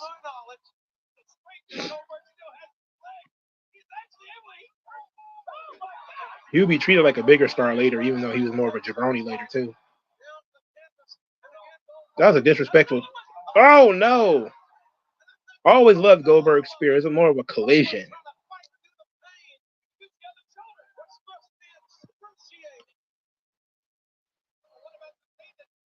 Would it hurt Triple H to put Bobby, Edge, and Shelton on a Legends deal? Did they really have to go to AEW? Well, if they still want to wrestle, I would imagine so. Edge still wanted to wrestle. Oh, jackhammer. Oh, boy. Oh, brother.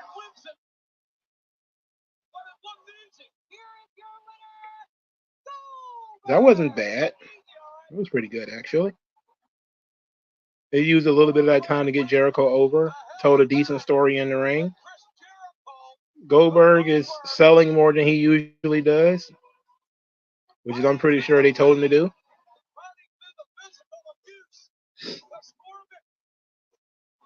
Because Vince wanted them to have some sympathy. Get some sympathy.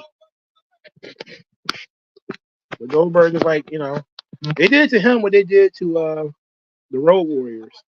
The guy in a tiger costume antagonizing Goldberg and Goldberg selling for it. You an idiot. Don't be an idiot. He's wearing a tiger costume, Bill. Avoid him at all costs.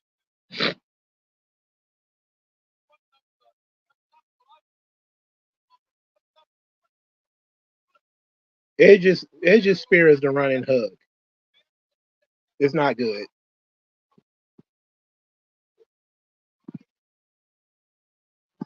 Rhino is okay too. If he throws his body into it. I do like Braun Breaker's spear though. What is this? A hog pen match?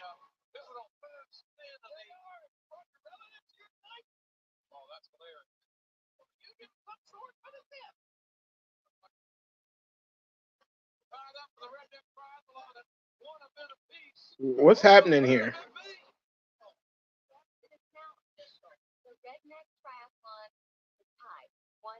Oh, okay.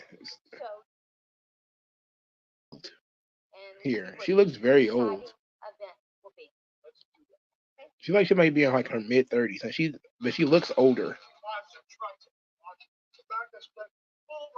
I wish it was something like monster trucks. That'd be too goddamn cool for Vince. A sing off? Oh no, karaoke. What are you so happy about? You ever heard me sing before? Yes. Do I sing very good?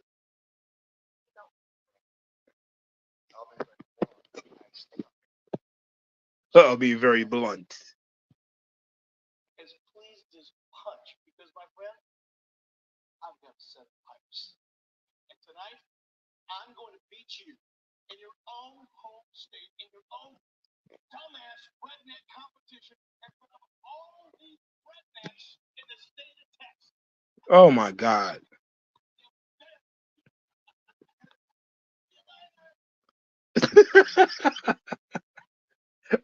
Fucking Bischoff. He's such an asshole, man. Uh-oh. Sean and Flair. I'm ready.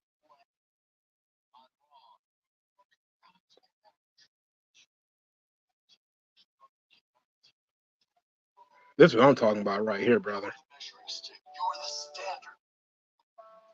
And every guy in this business should aspire to be. So what do you think I can do? Any guy like Triple H right now, I know you can do. Oh, Flair's so emotional. Oh my goodness. Look at this man. He's weepy.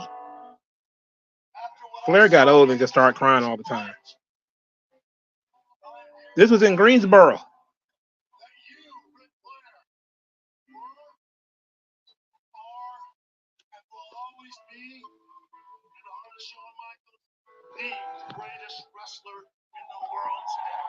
Sean got tears in his eyes too. He believes this shit. It's real to him.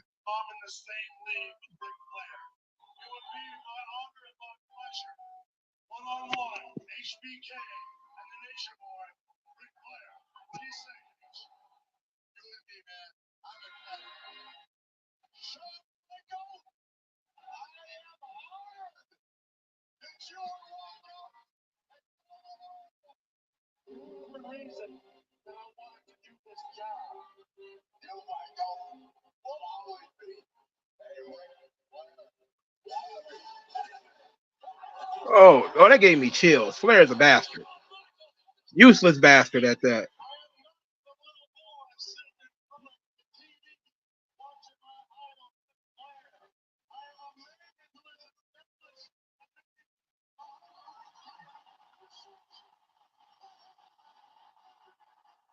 This shit feels like a main event match right here, bro. This is how you build a main event match right here. This ain't mid-card at all, my guy.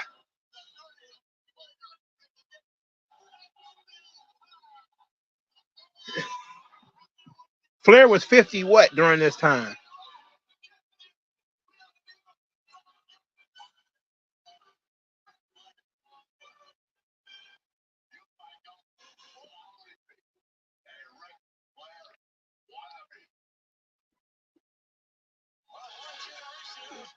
Ric Flair turning heel was crazy. But it was great storytelling.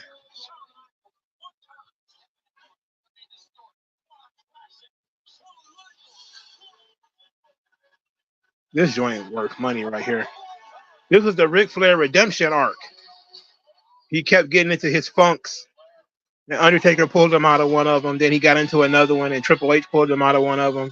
Then he got into another one, and Shawn had to pull him out of it. Flair's confidence was shredded. He was down bad during this era. Very down bad. Ric Flair aged like 10 years the moment he went back to WWE in 2001, 2003. He did get old really quick. He didn't look so old in WCW. When he came in 2002, he still didn't look that old. But here he looks old as shit.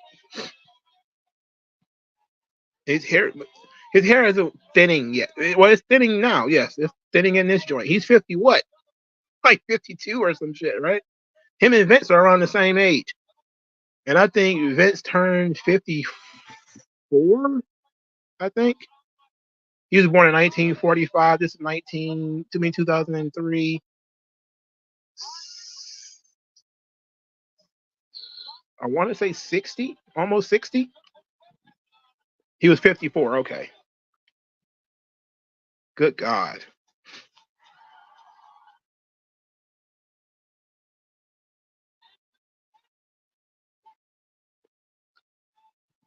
Shawn was coming back doing side missions. No real character arc at all. It's just coming back do side missions. Scott Steiner called Ric Flair crybaby.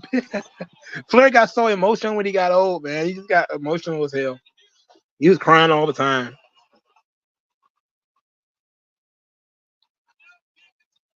I love the Shawn Michaels side missions era. He's not learning nothing. He's not doing really anything new. But he's going out there and having matches with people he didn't have matches with before. And killing it.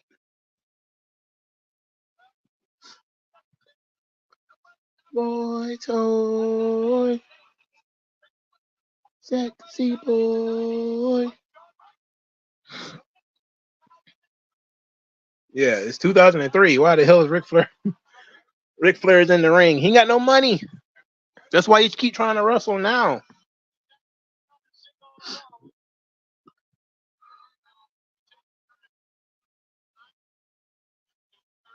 I think Shawn didn't want championships at this point. I think he didn't want the responsibility. That was what I read on the internet. That I think they offered him the title that they gave to Kurt Angle in 06. They offered it to Shawn, but he didn't want to work Tuesdays.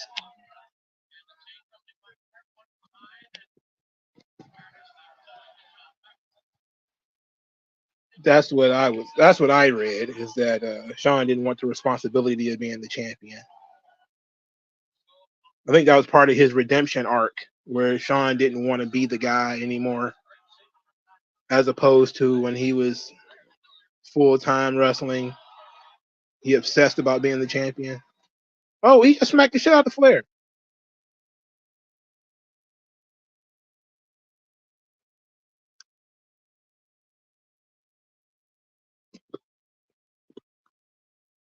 But you can watch old wrestlers all day because when their athleticism goes down, the character just takes over. And that's pretty much what happened with Flair. Once he athletically couldn't do it anymore, he became pretty much 99% Nature Boy. Nope. He won the title in 2002. That was the last one. The World Heavyweight title. That's Survivor Series. That was the last one.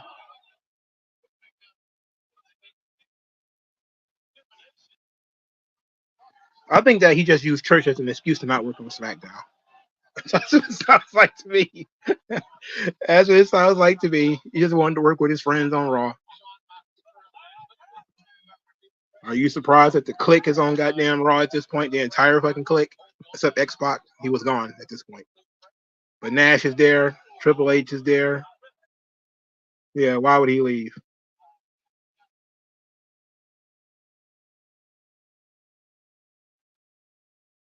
But there was like a couple of times I think they wanted him to win the belt. He just turned it down. He wasn't going to win the belt when he should have, and that was at WrestleMania 23, because he was only filling in for Triple H, so he didn't win the belt. He probably wasn't going to take it anyway. He made sure to get that lick back, though, in that hour-long match on Raw. He made John Cena work for it. He made him pay. You gonna put me over, and I'm gonna work an hour. Yes, sir.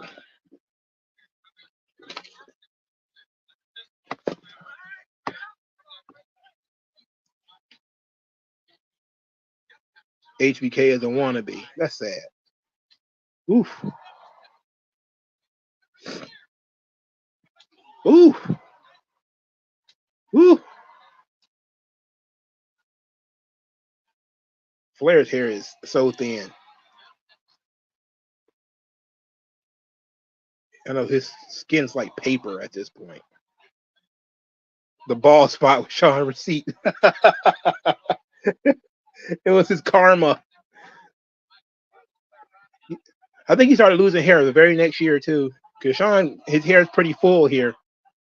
But when he wrestled Chris Masters the next year, Sean's hair was thinning. It was thinning bad. It's not as bad as Flair's right now though. Yeah, the Flair shit is the bleach for sure.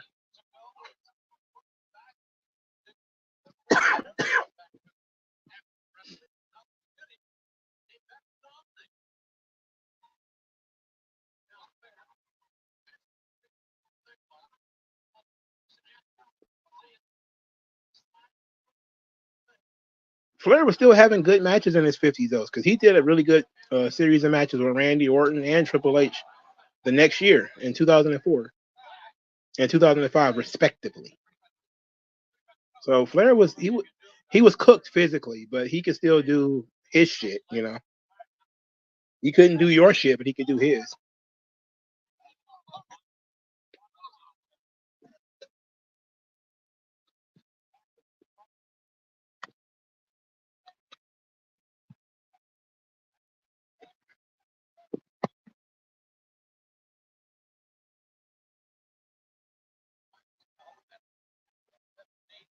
Said Sean's hair started. No, Sean had a he didn't have a full bald spot, but it was thinning um in 04. It wasn't nearly as bad as it would be in 05 though. That's when it really became visible. It became problematic at that point. Your boy was down bad. Rick's TLC match with Edge was good in 06. It was. It really was. I remember that match. As soon as you mentioned it, it was on Raw. And I very rarely remember matches that was on Raw. Ric Flair, when he decided to go full Terry Funk in like 06, and he was doing bloodbaths with Big Show and all that stuff, that was gnarly. That was gnarly. That was Flair deciding, oh, well, fuck it. Terry Funk had the right idea. Let's just go out there and blade with the kids.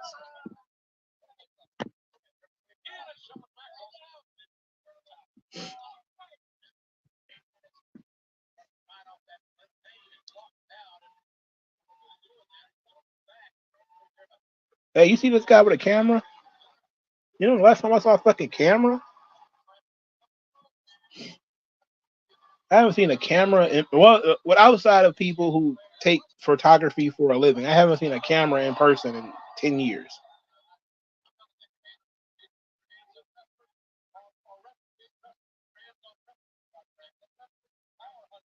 That's Earl Hebner. He's always pushing guys.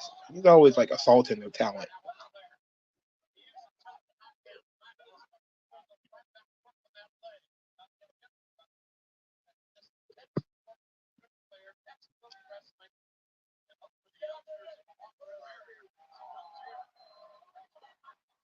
Mm. It's amazing that all the matches they could have had with Sean, like they could have been having like big matches with him and like RVD and stuff, but they threw that match on TV and then they didn't do a rematch. There was no rematch. I heard they didn't like each other. That's why they didn't do another match. Styles just didn't mesh. Oh shit. RVD also didn't like Sean. Sean was still an asshole back then, though. He was just less of one than he was in the 90s.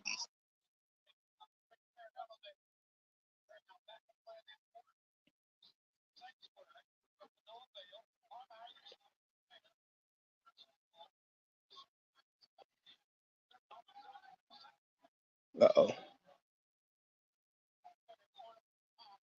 I respect Earl Hebner's pants for not having any creases whatsoever in them. Those pants probably standing up on their own.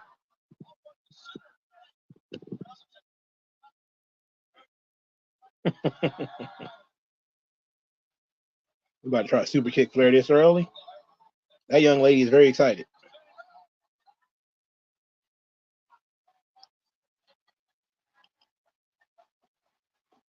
Woo! That was a good near fall right there.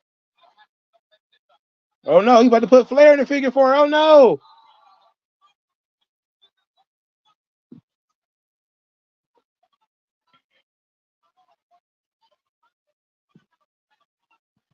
He said he did get escorted out of WrestleMania 17. Yeah. Real sad time, man. Terrible times. Good Lord.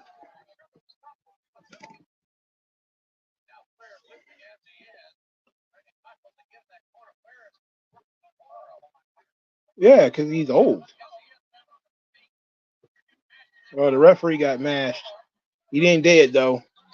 He pulling the tights. When's the last time somebody pulled the tights on TV? You never see that kind of stuff in AEW. Foot on the ropes, pulling the tights.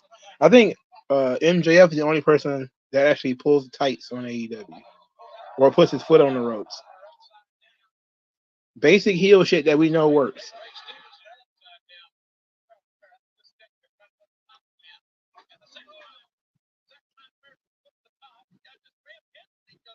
No, that was a clothesline, sir.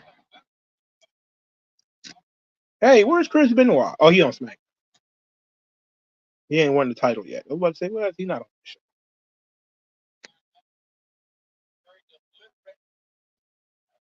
He's on SmackDown at this time, I think.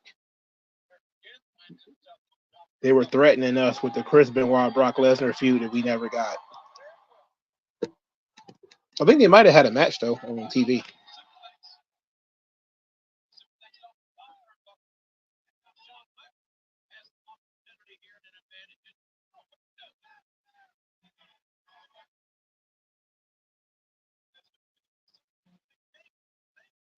Why does he have a table? This match is not no holds barred or anything of that sort. This is what the Young Bucks think they're doing when they do shit like this. This is what they think they're doing. They think they're Shawn Michaels and Ric Flair.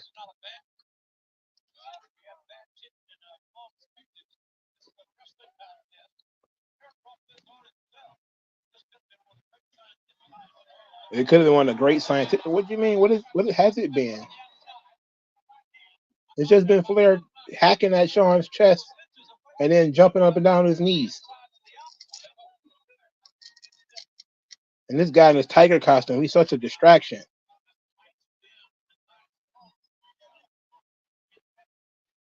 I guess a table spot technically not illegal.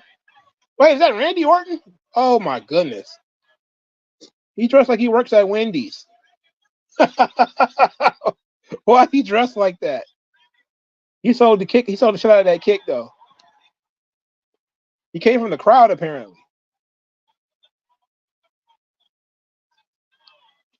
Oh, one hell of a spot there, brother. Hey, Flair is you're making all this noise.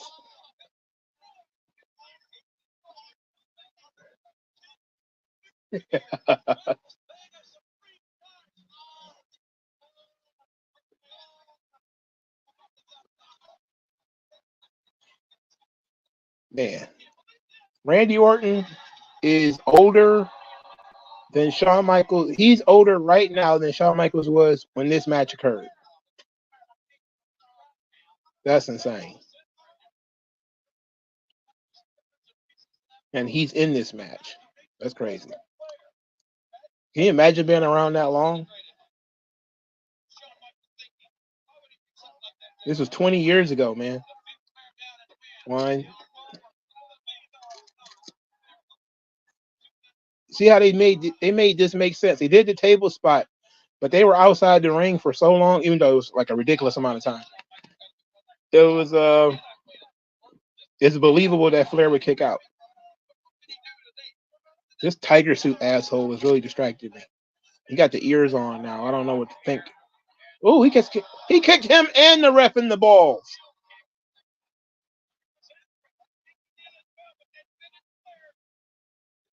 Oh, they cheating their asses off now, man.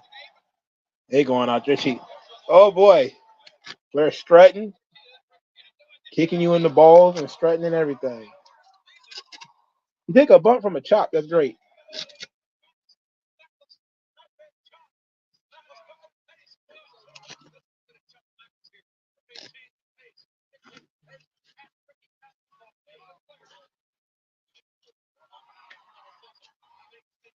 Oh yeah.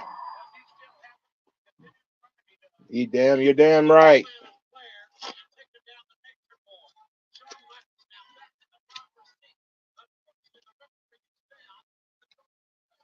This was October of 03, right?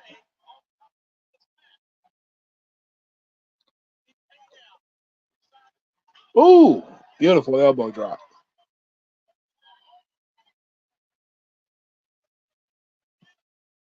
Here we go. Sweet chin music upcoming.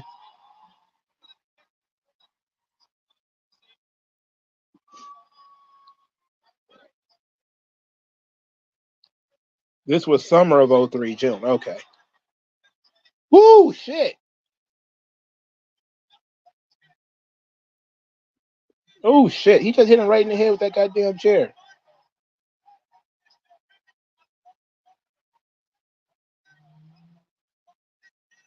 Oh, my Lord.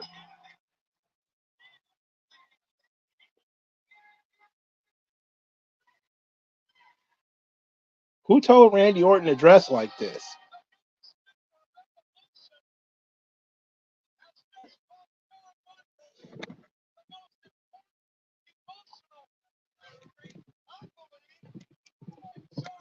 Okay, so this is before SummerSlam. All right.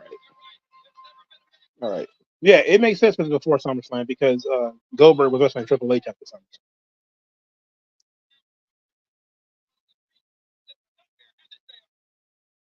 Well, yes, because Randy Orton hit him in the head with a goddamn chair. That's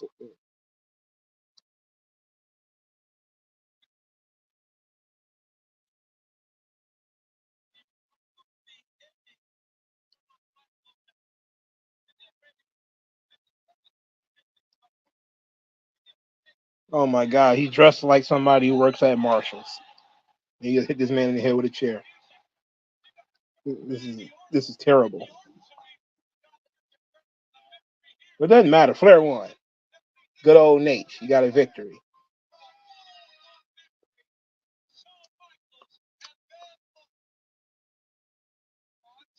Sean will get his receipt almost 10 years later, but he got his receipt.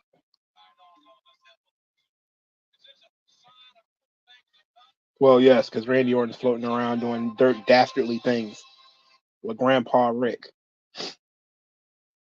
It's main event time, isn't it?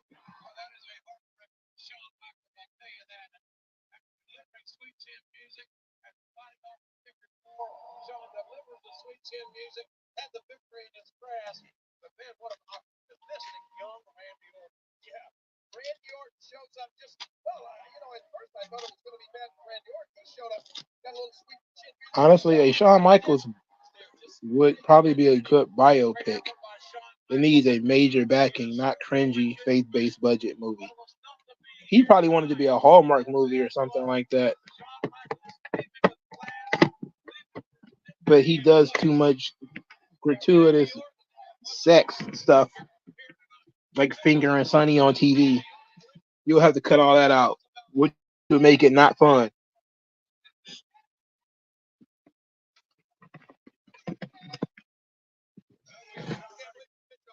Bischoff is still alive after having old.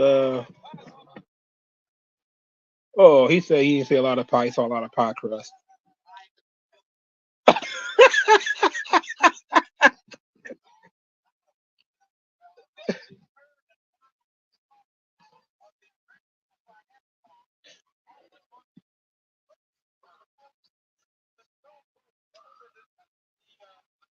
The hilariously worked burping contest.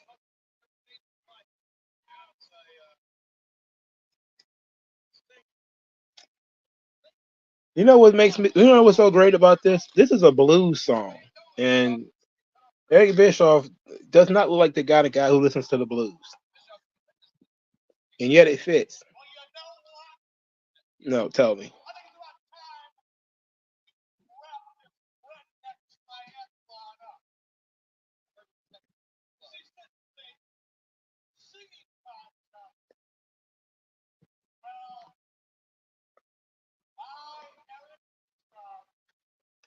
Eric Bischoff's an asshole. 1 hour, 51 minutes, 30 seconds. And I can't think of a better song than my own theme music. Oh Lord. Hit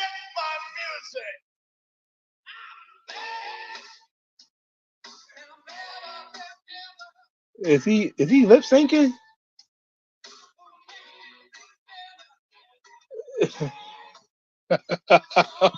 Is he lip syncing for real? You gotta sing for real, you asshole.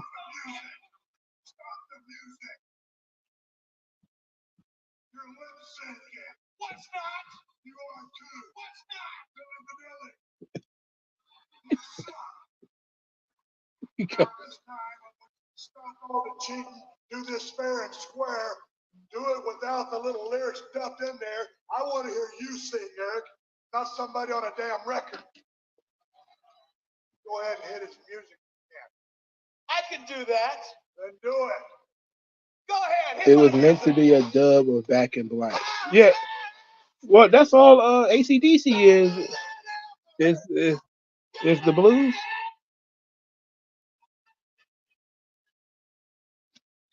That's what AC/DC is, brother. It's the blues. Same thing with Led Zeppelin.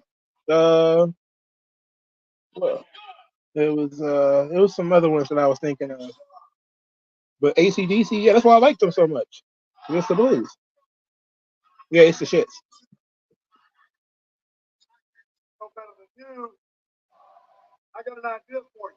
Mm-hmm. Because I'm a nice guy, I'm a fair guy, I'm a 50-50 coach EM guy. What I propose to do to make this thing right is spin this wheel one more time. After he already embarrassed himself?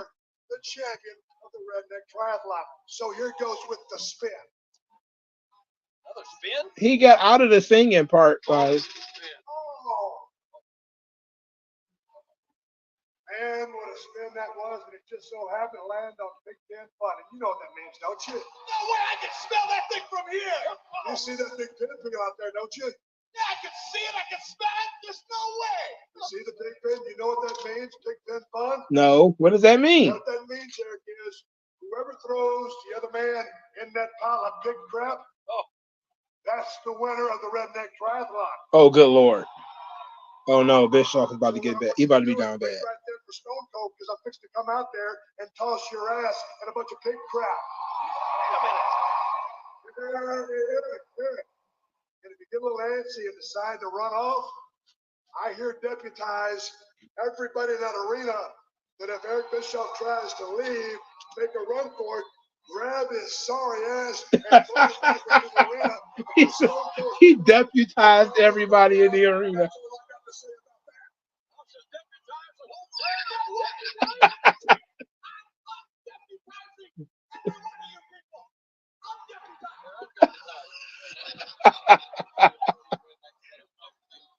They're undeputized.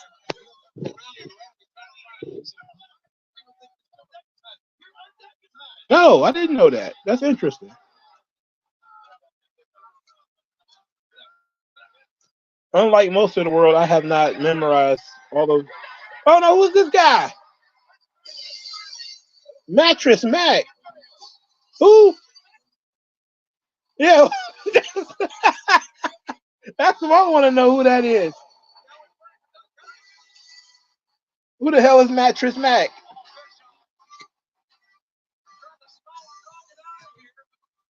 He tried to scald the dog, get out of here.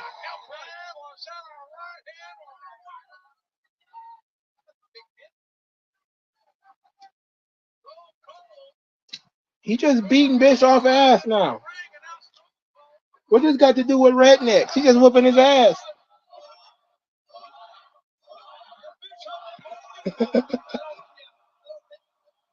Maybe if I listen to that song, I'll probably catch it. Family Ties. I'll write that down.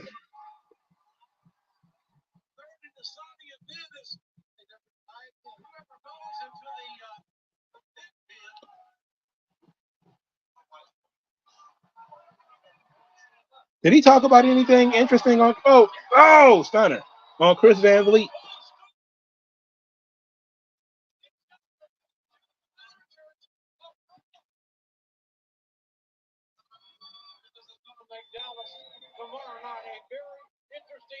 Damn, they still gonna be in Texas the next night. Oh, well, I guess the state's so big, getting out of it in 24 hours without an airplane is gonna be something else, huh? He's doing timeouts. There's timeouts. I believe that there are timeouts in the.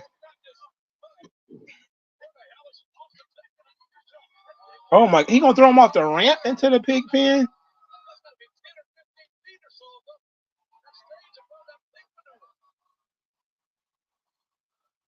There are no heels that's gonna help Eric Bischoff here and try to get some heat. You're just gonna watch 5'7" Eric Bischoff with his Barbie doll here get beat up.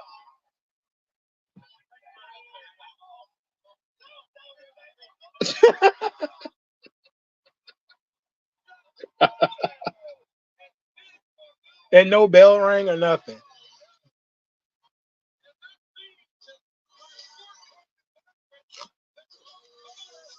Oh, you just watched the short. Oh, okay. He ain't been around long enough for me to listen to a shoot interview. Like, what the hell he got to talk about? Ain't nothing happened yet. 99% of shoot interviews are just guys who've been around forever being salty.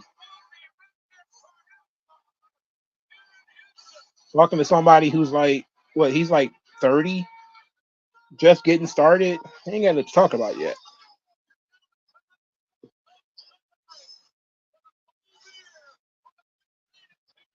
This is all the people came to see. A Stone Cold Steve Austin drink beer and beat up Eric Bischoff. Austin got great hands. They be lobbing those beers and he be catching them.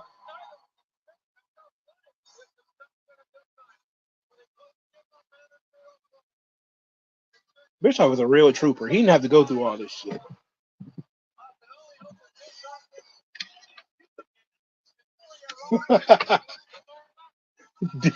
Defumigated. They did all this shit for no reason. Nothing was established. Like, they did a redneck triathlon, and that was for no reason. They established nothing after the redneck triathlon. What was meant to be gained or lost from this?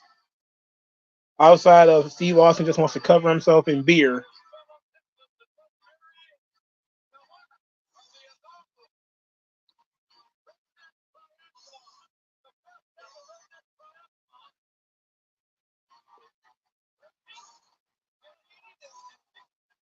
Can we have a hood triathlon? It involves like frying chicken, making baby mamas, twerk videos, etc. I would like to do that.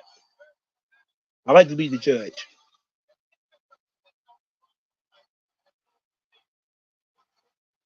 Weed rolling, running from the cops, avoiding libraries.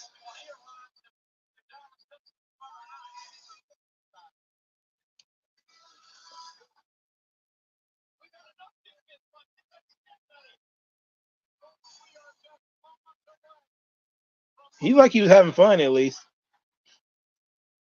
You can't wrestle, but he's still having fun. Hope they enjoyed it because this was it. A couple of months later, he's out of here.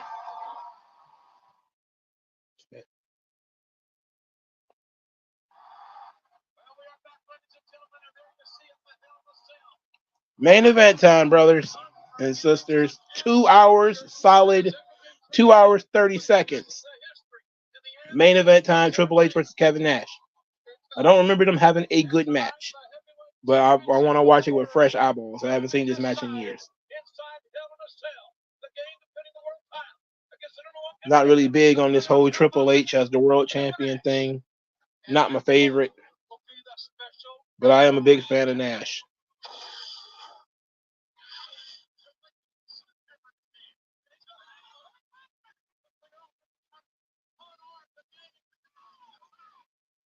Damn, he hit him in the heart, a sledgehammer?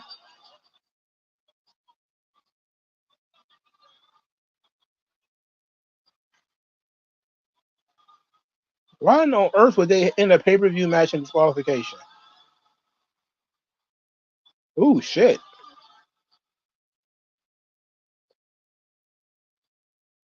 Whose idea was this? Yeah, 2003 Triple H is the worst, bro. It's really bad shit.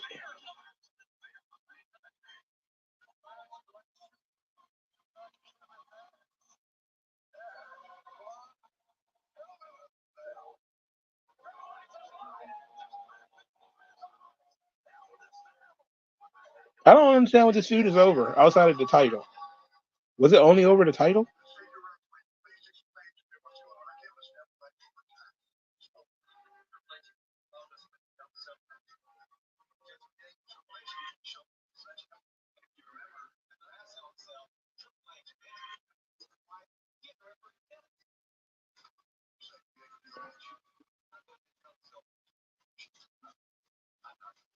Oh, the referees are on strike.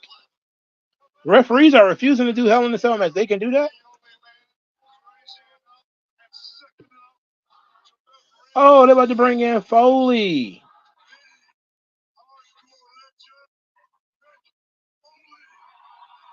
Somebody got a draw on this goddamn show, I guess. Since they ain't got no feud behind this thing. Because the story is not about shit. I'm trying to figure out what the hell Triple H and Nash are feuding over. There's no promos between the two of them or anything. They're just in this situation.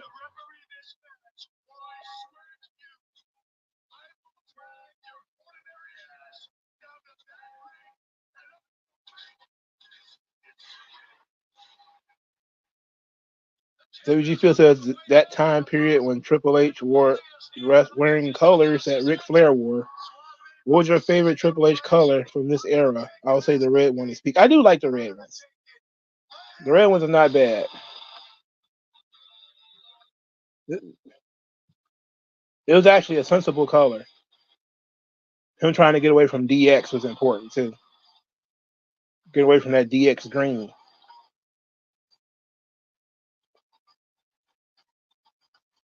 It seems to me like they just wanted Triple H and fucking Foley to fight. Why is Mick Foley taking chairs to the head and he's only the referee? You know this is before CTE, my God.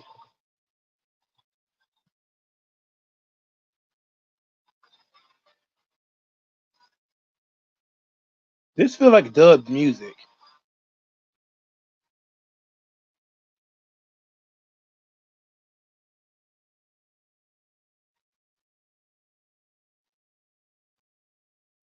"2003 Triple H reminds me of 2004 JBL, but there's no Eddie Guerrero for him to bounce off of." Yeah, they pretty much killed Rob Van Dam.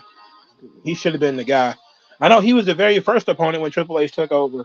So it seemed like that was the idea, that they was going to try to build something around Rob. But then he ran afoul of the Click and lost his push. And now we stuck with Nash. Or Steiner also ran afoul of the Click and ended up in the second match on the show. Now we got goddamn Nash and Triple H. Oh my God. The feud between Triple H and Nash began when he betrayed Nash on Raw. They didn't show that. They didn't show that at all. Triple H told Kevin Nash to choose between him and Shawn when he came back before Backlash. Kevin Nash wouldn't choose, so Triple H low blowed him. I don't understand. Okay. The feud was because Kevin wanted to mediate Shawn versus Triple H and Triple H attacked him. Okay, that makes sense. Because Shawn and Triple H were in the middle of like a blood feud that lasted for 2 fucking years for no reason.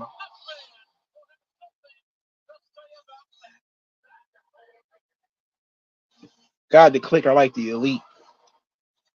You're my friend. No, you're my friend. No, you're my friend. I'm going to hit you in the balls. Except for all they shit turned into stuff that makes money.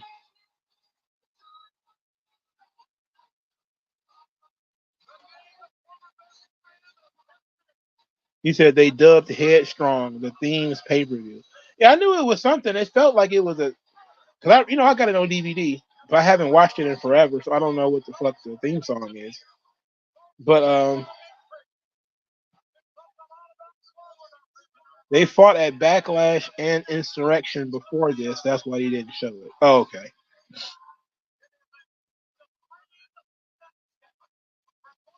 This was supposed to be the WrestleMania match. That's why Booker T didn't win, because he was supposed to wrestle Nash. Nash was supposed to wrestle Triple H. Oh my goodness. Could you imagine the disaster that shit would have been on the main stage? I mean, I only remember the two matches that they had. The Judgment Day match and this one.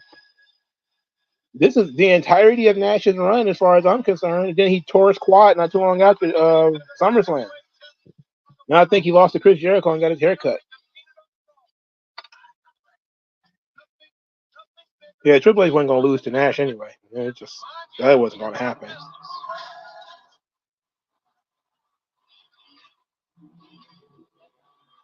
I can almost guarantee you Foley was added to this because he was the only one of these people who were a draw.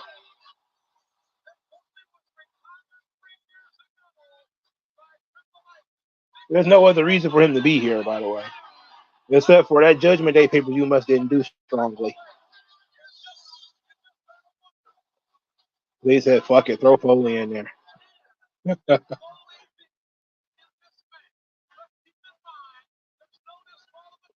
I can't believe they didn't do anything with Foley all night, though.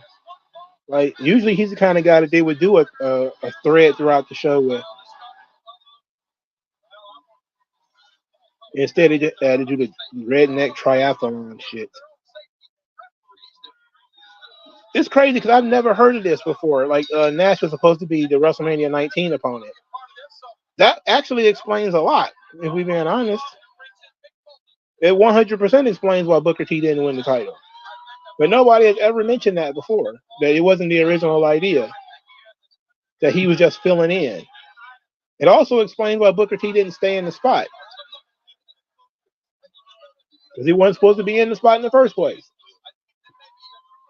But Nash sucks, so he's cool, but we're talking about something, he ain't see it. This ain't about to be great. It's about to be okay, I guess. But then again, maybe it might be better than I think. I know this ain't exactly Triple H and Batista. That was class.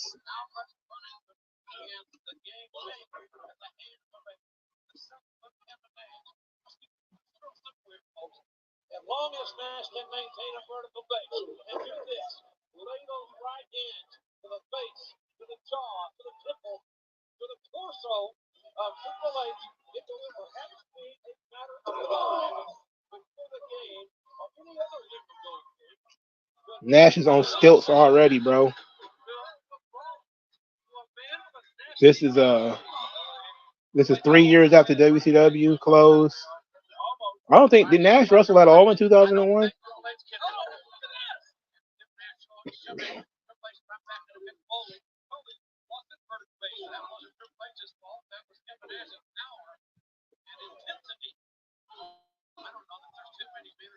No, the original match was Triple H versus Steve Austin?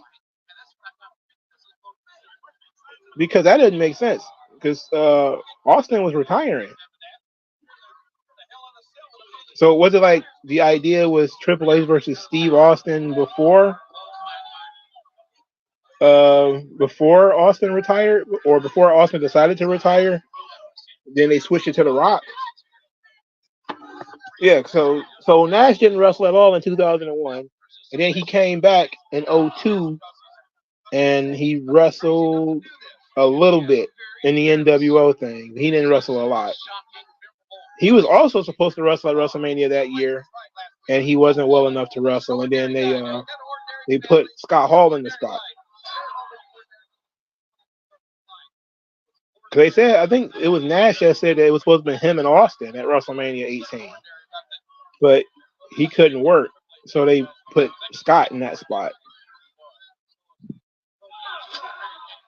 which probably would have made it a better match if you be honest. Like, what the hell's going on with Nash? He missed 2 WrestleManias in a row. He probably got paid anyway, so I'm pretty sure he don't care.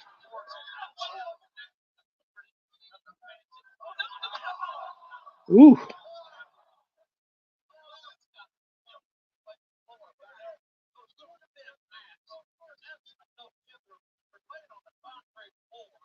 I figured I didn't see Nash work at all in 2001, so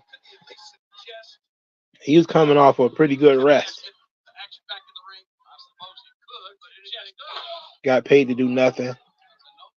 Then came back to the politics of a top spot because, you know,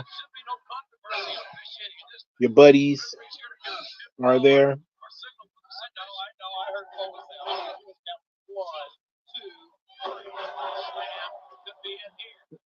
But how this thing just became Triple H versus Mick Foley is crazy to me. 100% because Triple H and Kevin Nash is not a draw on its own.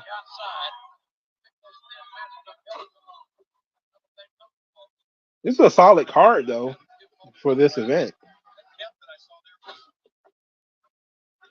He was in an abnormal amount of Hell in a Cell matches, especially when you consider. I think they had a they had the Hell in a Cell match with the McMahons. I think they also had one with the Spirit Squad, didn't they? Or was that the McMahons one?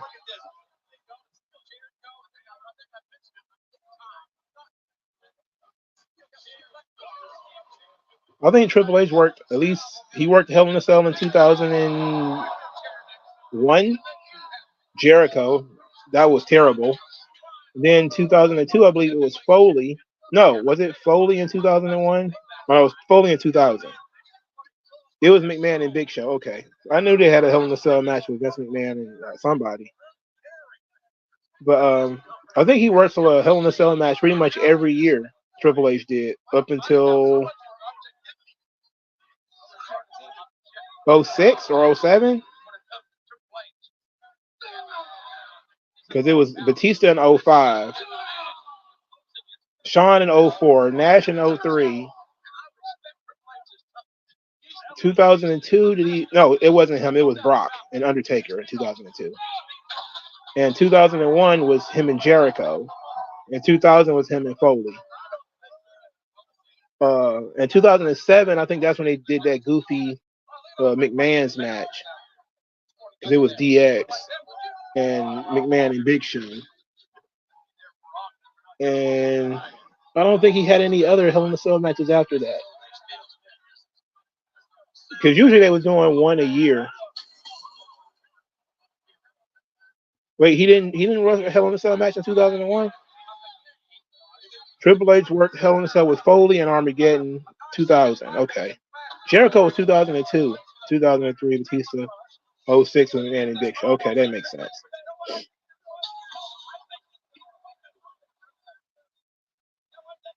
I misremembered when Jericho won the belt.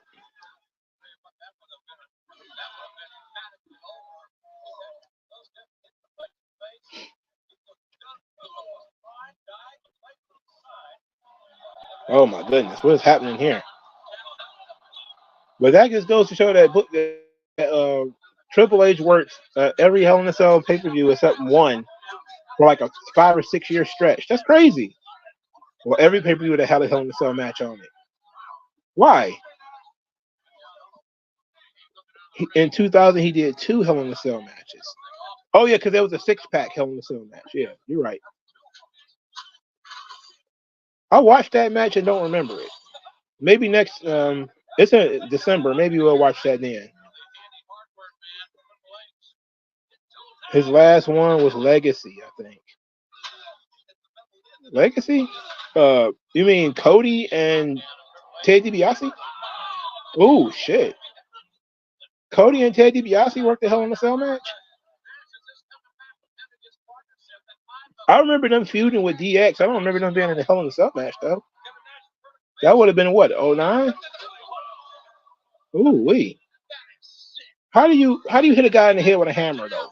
Like hit him in the knee, okay. How do you hit him in the head with the hammer and this match is gonna continue? Come on now. I'm about to start acting like Jake the Snake Roberts.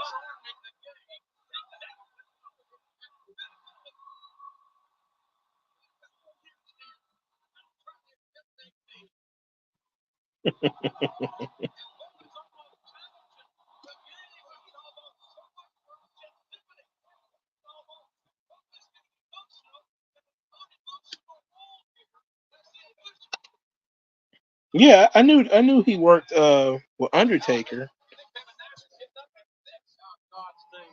but because he pretty much retired that night. He had one in 09 with Legacy. Oh my goodness. Young Cody and Ted got to work a Hell in a Cell match against Triple H and Shawn. That's crazy. That's crazy. I probably need to watch that then. That would require watching 2009 WWE, but maybe I'll do it.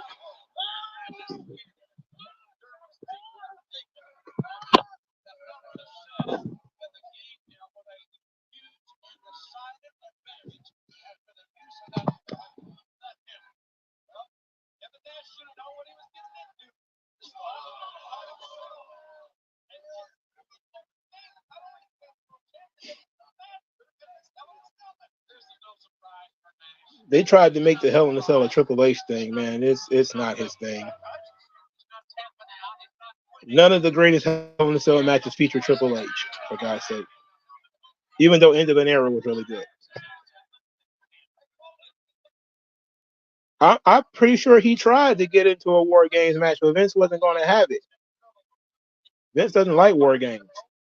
He's a smart man. A pervert, but a smart man. And you know what I was thinking earlier as I realized, I talked about this in the Discord, so it's not a big deal.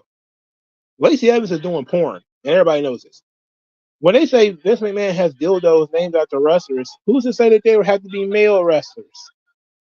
Because I'm pretty sure I've seen Lacey Evans dildos too.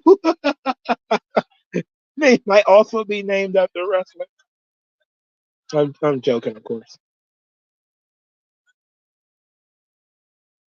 Is that a screwdriver? Oh shit!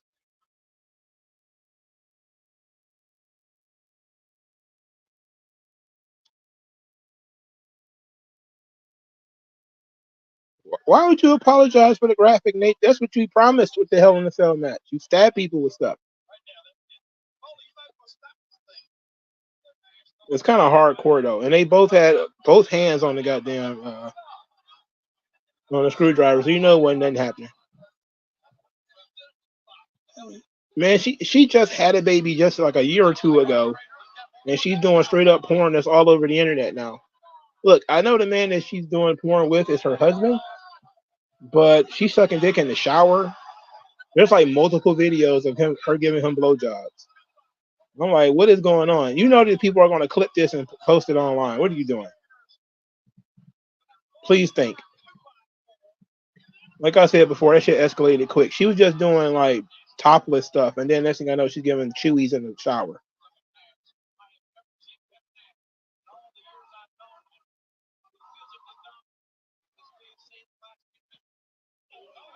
Oh shit, they got barbed wire in this match? Are they acting up?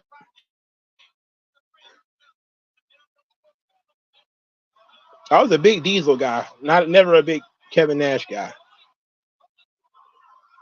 Ooh. He tried, even though we know he did. That's a 2x4 covered in barbed wire. She says starts out with people are going to eventually get tired of her with the husband, right? That's how it ended up escalating from, you just doing bikini pics to you doing topless stuff to, okay, I'll do a softcore masturbation video to, okay, I'll take the bottoms off. Okay, I'll show you a little bit of the pink. All right, I'll do a little bit of this. And, it just started escalating. Why is there a handle on it? Who put a handle on a 2x4 wrapped in barbed wire? Who did that? Now, why would he put that in there? So they're both leaking. Sean, whoa, he got a good gusher going. Triple H got a gusher going here.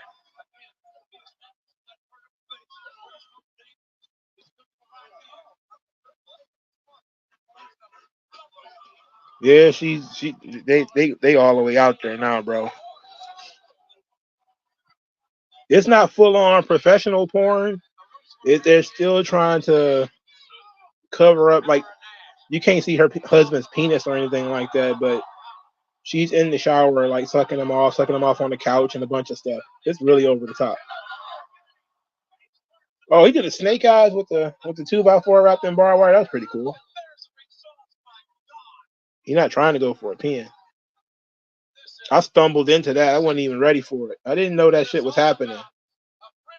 Like I said, I hadn't checked in on her after she did her interview.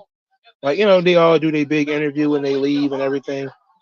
She wasn't even doing topless stuff at that point in time. And then she was doing videos with Mandy Rose, and they were just doing bikini stuff on boats.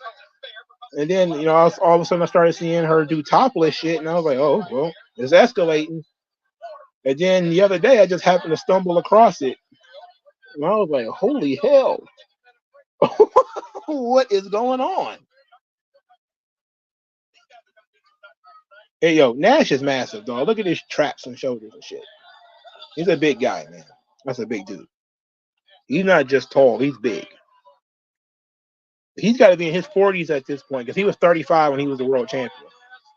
So at this point, we're talking 42, 43 or something like that.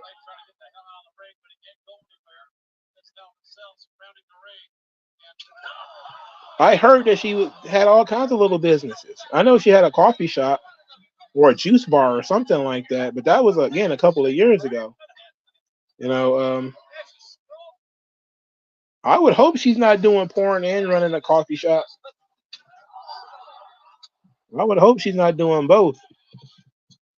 You don't know where the hell all that or those beans came from.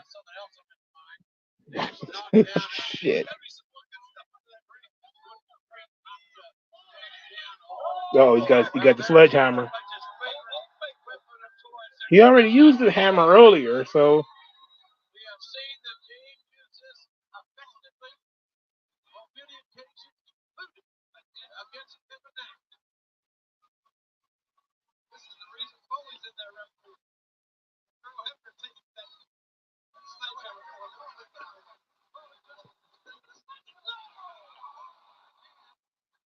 Paige Van Zant did well.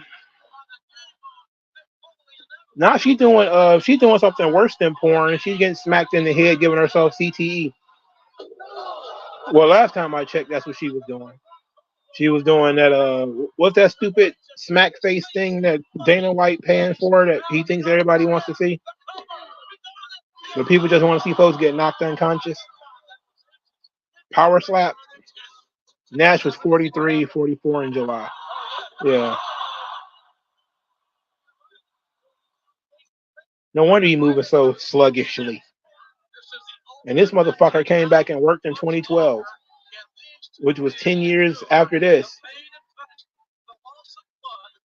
I have not seen him wrestle CM Punk, Nash. So I do kind of want to watch that. Maybe I'll watch that over the weekend when I'm bored.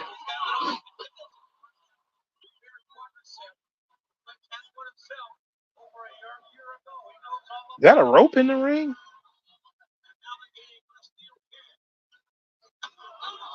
Oh, shit. Why? Oh, not a referee bleed. These guys are overboard. Foley is a master. He bladed that damn quick. He bladed quick. He must have bladed before he even got hit. I ran that blade across my forehead before that bitch even came in the room.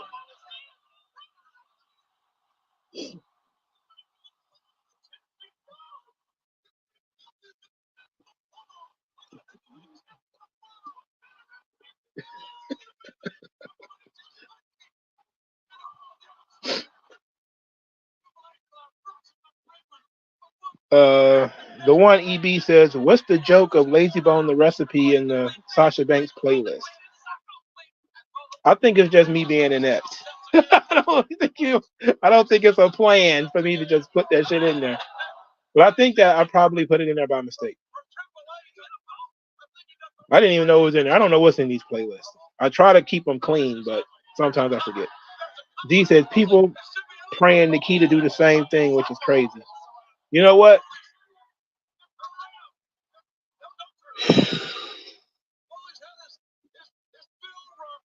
Sheesh. You think Tony Storm makes some money? Let Nikita Lyons have an OnlyFans account. Every Lincoln, Washington, DeQuandre, Marquise gonna be on that joint. Every Tyrone and Earl is gonna have a subscription. Ooh, that's the second time he hit that damn barbed wire.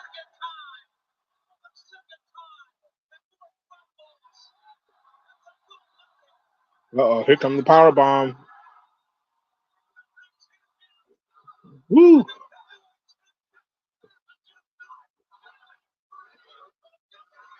What?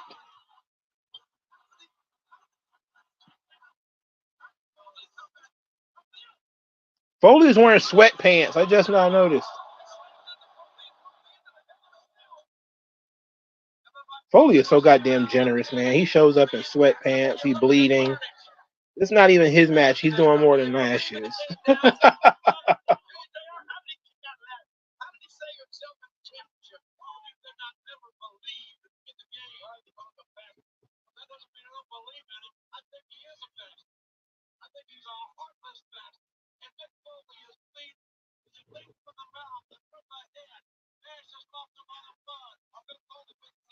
I think that when it comes to Nikita, they're looking at it saying to themselves, what is she good at?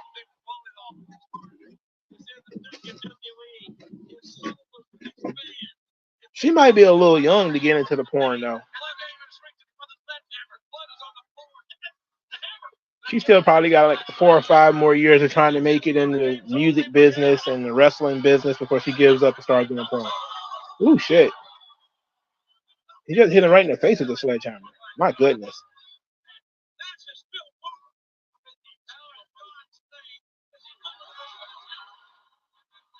The entire island of Puerto Rico, half of Manhattan.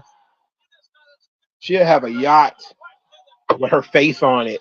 Somebody's going to build a statue to Jada Parker if she starts getting into porn.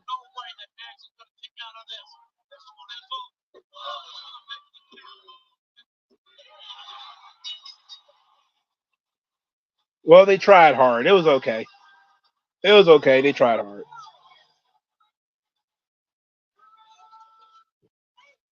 Nash actually worked harder than I thought he would.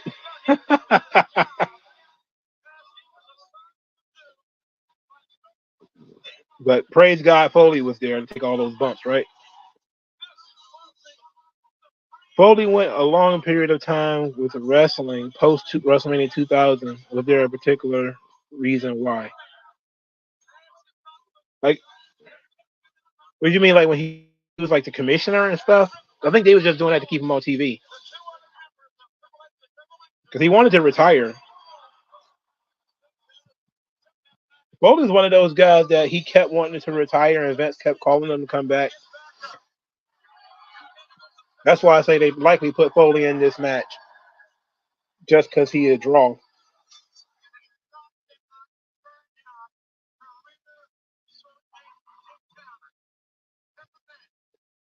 Oh, he went a long time without wrestling. Yeah, he wanted to retire. He talked about that, I think, that he wanted to retire a couple of times. And he ended up basically having his official retirement match against Triple H. But he still had matches sporadically afterwards before going to TNA and working a full schedule, which is stupid as shit. And we can all pretend that didn't happen.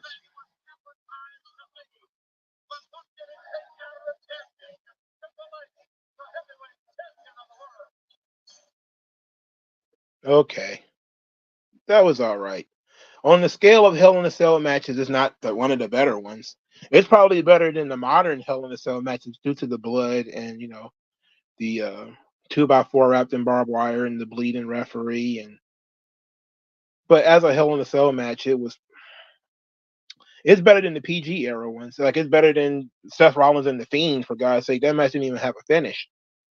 So that's a low bar to jump over. But and since they started having 2 Hell in a Cell matches per event and shit, even having women in the Hell in a Cell for no good reason, it's better than all of those, I guess. But I didn't connect with the story at all due to the story being so separate from the rest of the card. Like, the video package didn't even show me the story of Triple H and Nash. It showed me Triple H and Foley, because that's what they were trying to sell you.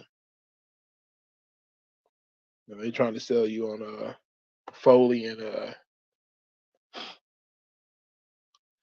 it was worse. They didn't bury Mick. That's the worst thing. The worst thing is they actually pushed him because it incentivized him to keep working instead of just letting him be an ambassador or something. They talked him into they let him wrestle, for God's sake. Same thing with Flair.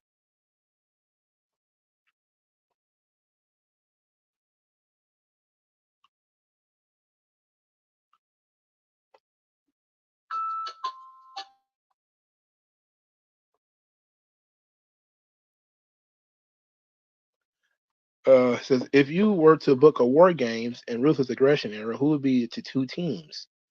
Must be around 2004, 2005, so you could use Eddie and Benoit, no Punk or Jeff. Let's see. Who do we got? I like the idea of the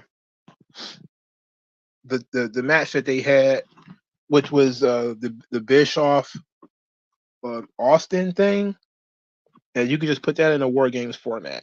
Now, the story doesn't work in a War Games format, but if you were going to do that, that would be sweet. But that was like one of the finest Survivor Series matches ever, because it doesn't work in any other format except Survivor Series. But that'll probably be the closest one. Or when they did Team Brock versus Team Benoit at Survivor Series, except for, of course, I would have gotten rid of like Nathan Jones. Like whoever needs Nathan Jones ever. I saw some people online trying to pretend he was good earlier today, I think it was. Or was it yesterday? Oh my God, Nathan Jones. How could they drop the ball? Because he fucking sucks. Did you not watch the program?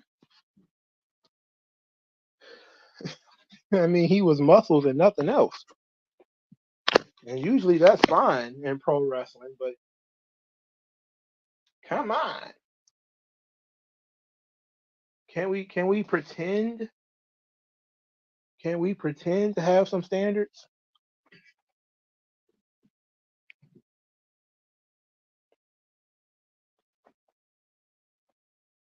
Lola Vice doing the OnlyFans? Shit. How much money you trying to give these girls? They want to be wrestlers. Let them wrestle. Once they get cut or something like that, and they start doing OnlyFans, they gonna realize that's where the money was at the whole time.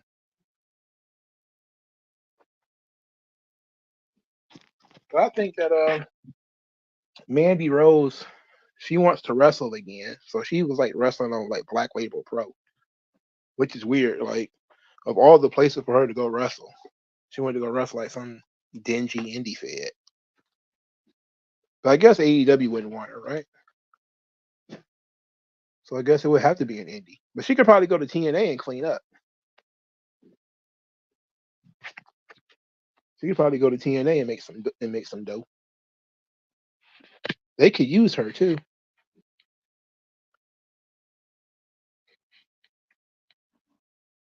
Lola has an Instagram subscription. Oh yeah. So she's smart. She putting the cake behind a paywall. You ain't gonna get away with that.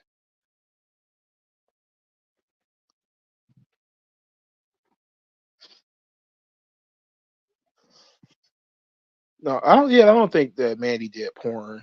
So far, I haven't seen her do anything other than pics. And the people who actually subscribe to that kind of stuff, they haven't posted anything. So apparently, she's still trying to keep it clean.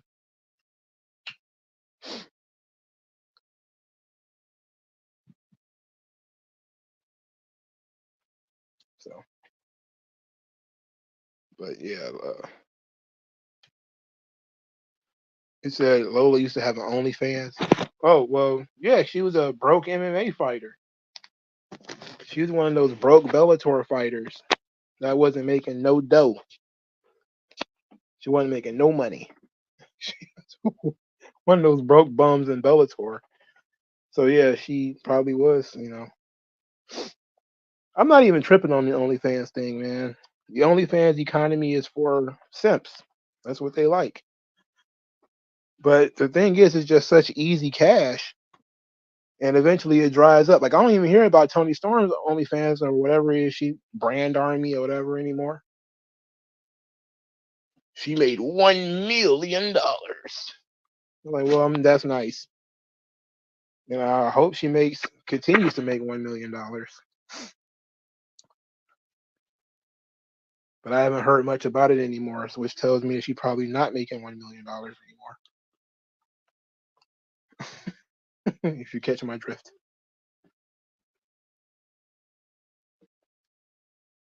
All right, time to wrap this thing up. I appreciate everybody for stopping by. I got to get to sleep. So you guys have a great weekend, and I'll talk to you guys later.